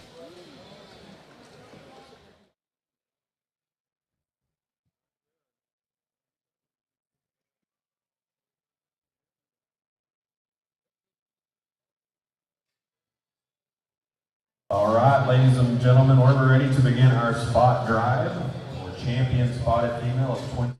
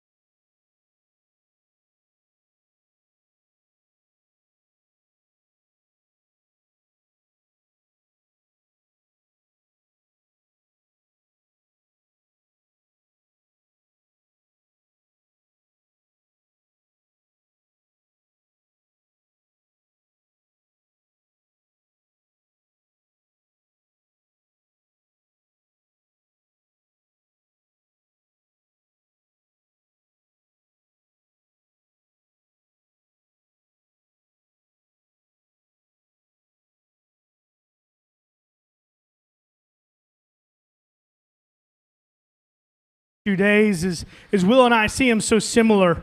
We're usually just talking the differences, and it's really good to bounce ideas back and forth off of someone that you admire their ability and see livestock very similarly. In the same breath, it's fun to discuss those differences, and we have a pair out here that have the same proportionality and the same presence about them when you start to study them from the side, and very, very good animals in their own right. One's very unique, that's got some places we need to adjust. There's another one that's just timeless and flawless in her build. I think it's very, very close. We both agree. The one that comes with the least amount of problems, and it's very hard to make from a build perspective. The young lady in the purple will have your champion.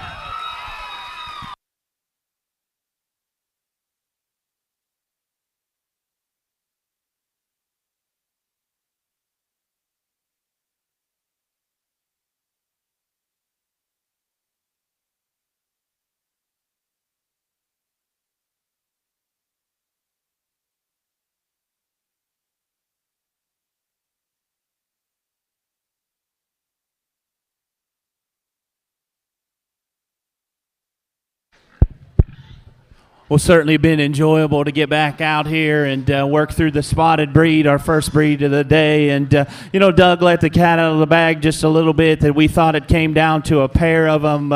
Just to echo Doug's comments on that champion, one that was just so symmetrical and comfortable out of her shoulder and front end, and had a really good feminine look, and just everything fit and balanced so well within that champion. There's another one out here that I think is just so impressive, and especially for this particular breed, to have that clean of a hock joint, that big of a rear leg, and just the way she plants, pushes, and drives out of her hip and rear leg. Just an impressive rear leg for any breed, and in particular this breed, awfully hard one to make, that ties some very, very unique pieces together. Young man right here in front of me is going to have your reserve.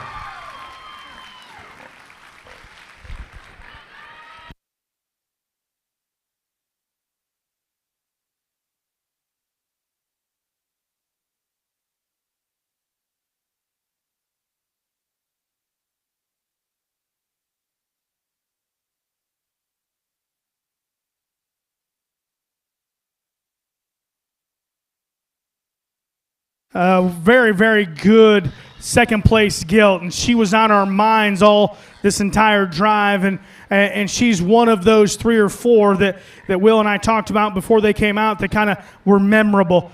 We still think she's the next best one. She'll be next.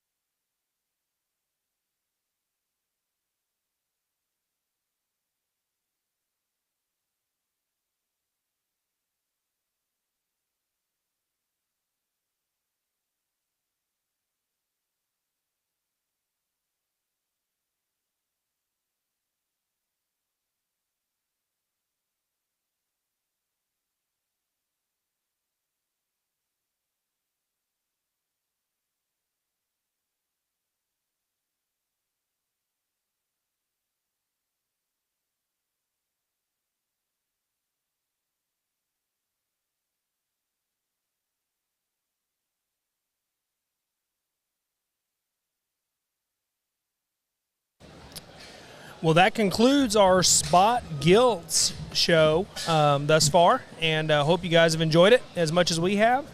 Now we are moving into our Chester White breed, starting with Class 43, and in that class of 43, we have 37 head of Chesters.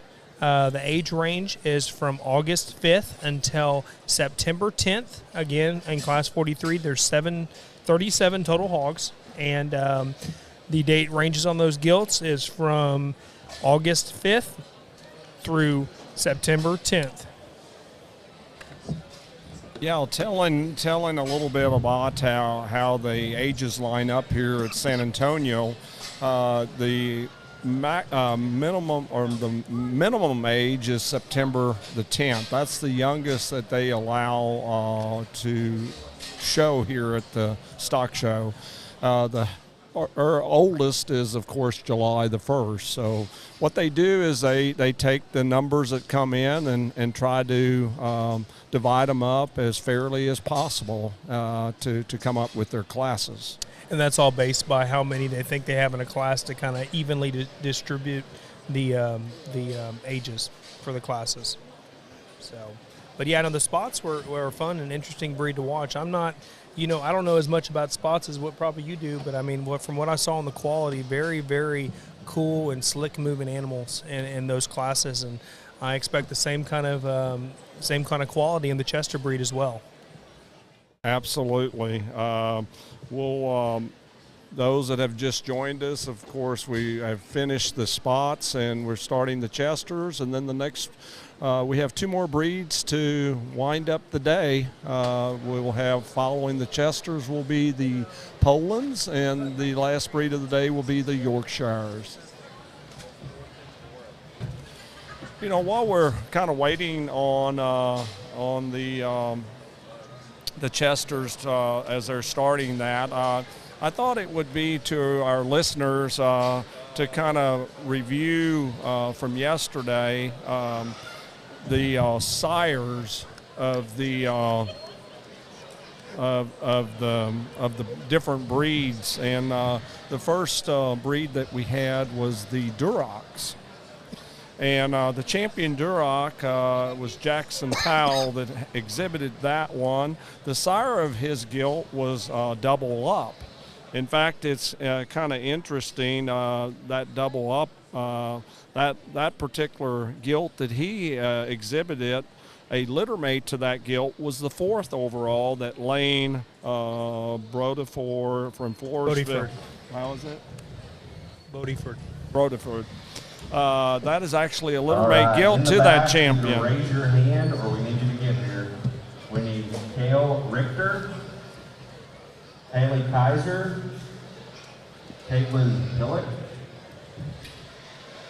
and Calvin Ramsey. Again, if you're in class 43, you need to be at the show ring at this time.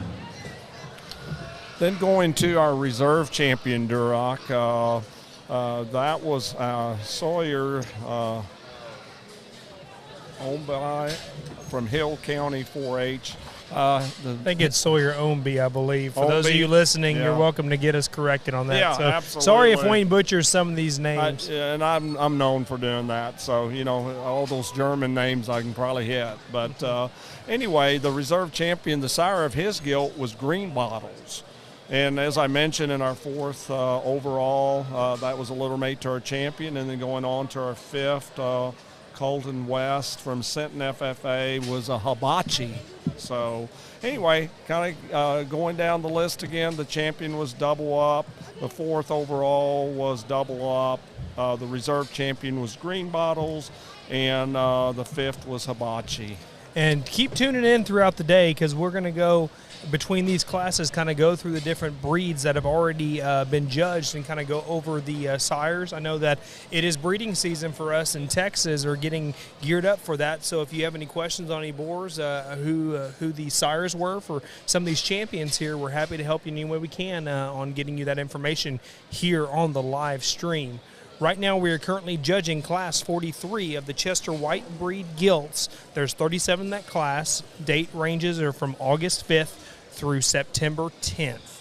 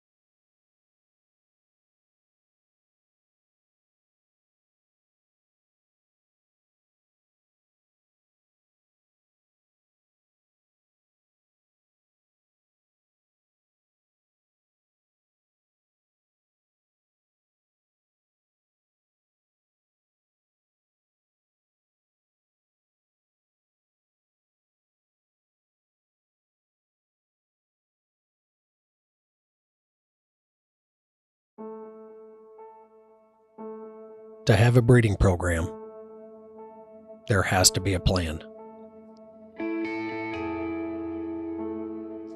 It doesn't have to be popular.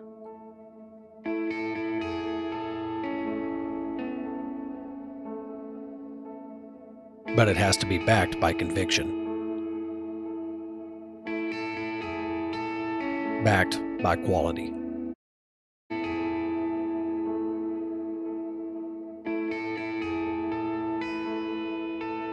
The satisfaction is in the results.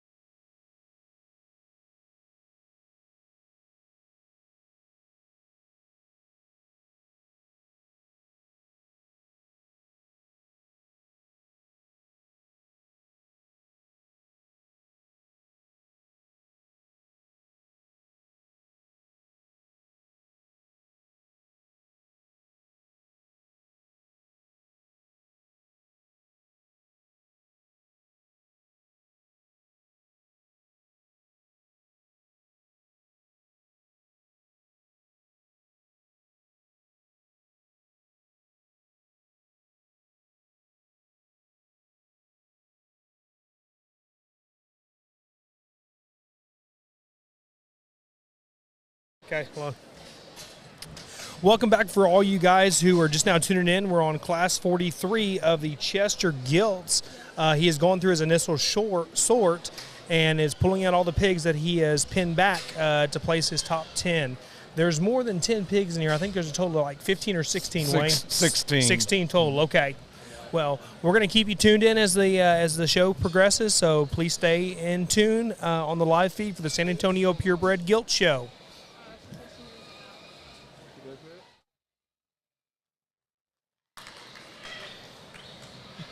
Looks like he's pinned his first pig back for the top end. For those of you, again, just tuning in, he is pinning about 4 or 5 back for his top end of the class and then placing from whatever place on to the 10th place, and we'll excuse the rest of the individuals that are still out here.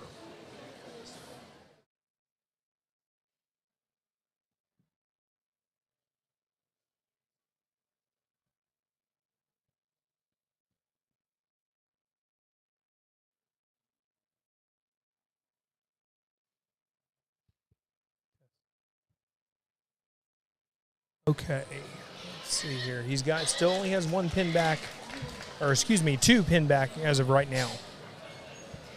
Attention in the swine barn, class 44 Chester's first call, class 44 first call. I don't know if you guys can hear Dr. Williams with WT, but he is just now calling for the first call for class 44 of the Chester White Gilts. We are judging class 43 of the Chester White Gilts. Looks like he has 3 pinned back now, Wayne. What do you think about this first set of the Chesters that are out here today? I think it looks like we're going to have a nice Chester show, the way it appears, how the types that they've selected for the first initial sort.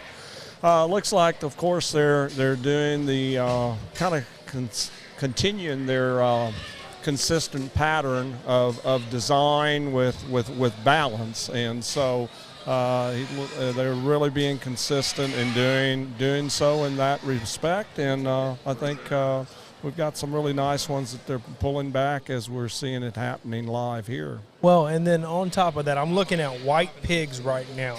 And white pigs always scare me because you think about sunburn, everything else.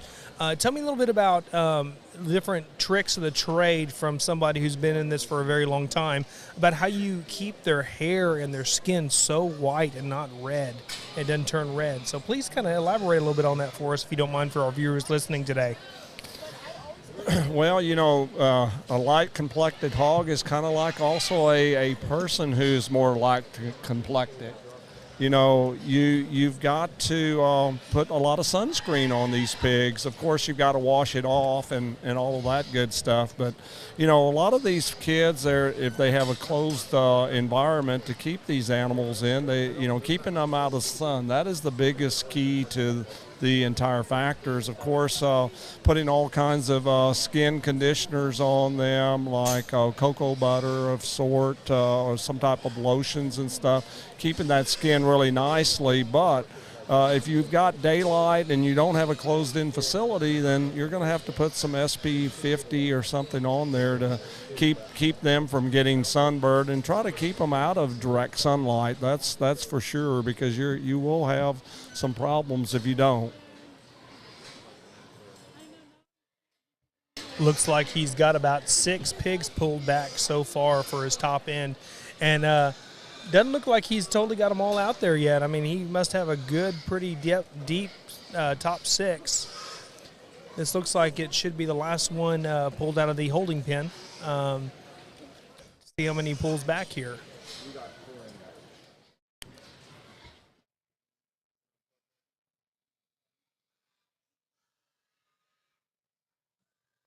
It appears that he's going to do the same in this breed.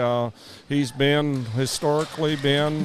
He pinned another one too, Wayne. So we got 7 now, Bubba. Well, we'll see if he'll place this one or not. That'll be interesting. Because historically he's done 4 to 6, so this will be a record for him if he doesn't place this one. And shows you how deep competition this first class is. I mean, just looking up here, we're at a bird's eye view up here, but just seeing the quality of the animals that are getting pulled, it's pretty remarkable to see all these good animals out here. Yep, it looks like we've done 7, and that's the most I think I've seen me just so far in this breeding show. So he's placing 8, 9, and 10 right now, and then it looks like he's excusing everybody else, so he's got his 8th, 9th, and 10th place. Right. Ladies and gentlemen, another really deep class. At this time, put your hands together as these showmen exit the showroom. What a great group of kids. They may not have placed in the top 10.